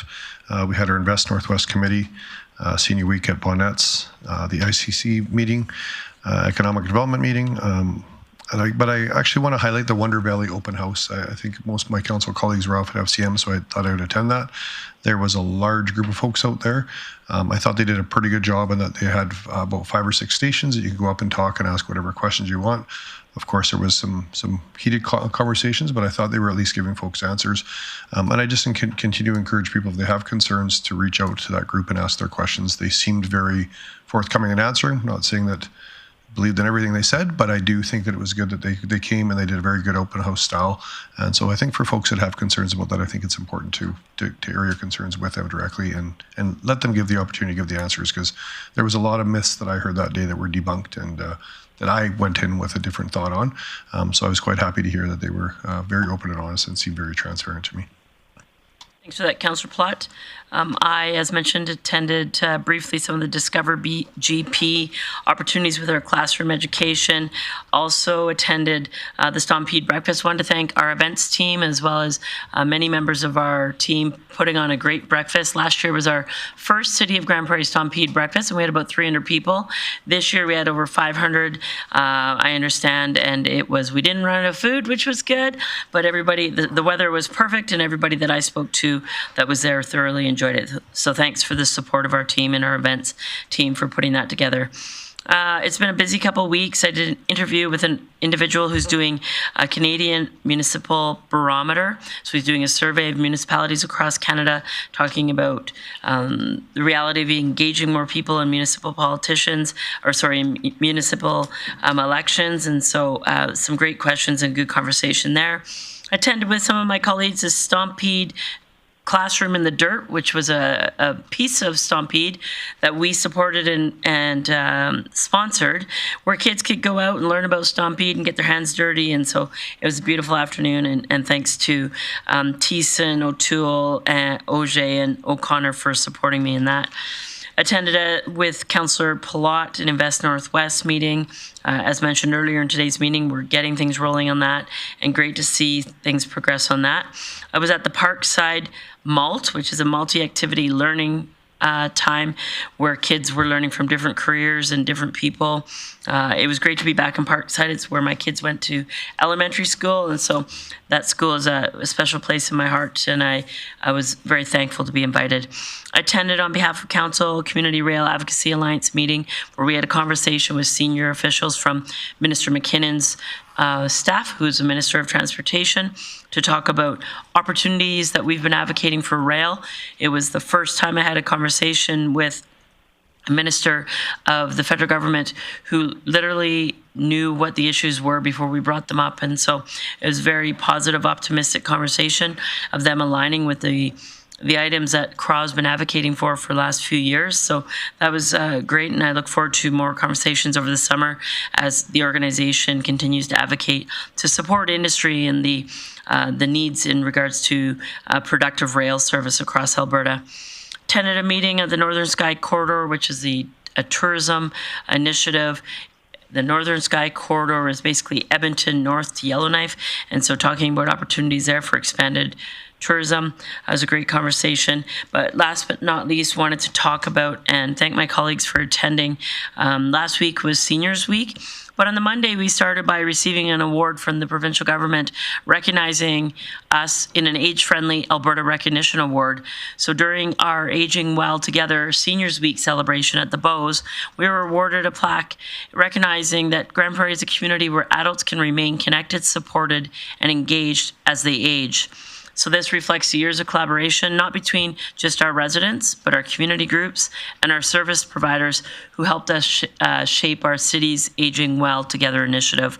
Very proud to accept that award. It goes to show you that when councils have ideas through conversations of the residents, good things can come into place, and for that we were recognized. So thank you to all the members of our team who were part of this initiative. I know a lot of work went into it, but it was great to be able to be recognized from the province. And with that, that's my report. I did attend the Federation of Canadian Municipalities as well. My colleagues touched on that. As always, great to learn from other municipalities a similar size, even though they're in different geographic regions of the province, the similarities and concerns continue to align. So there was good conversations there. And I'll thank everyone for being here tonight and wish you all good evening. Thank you.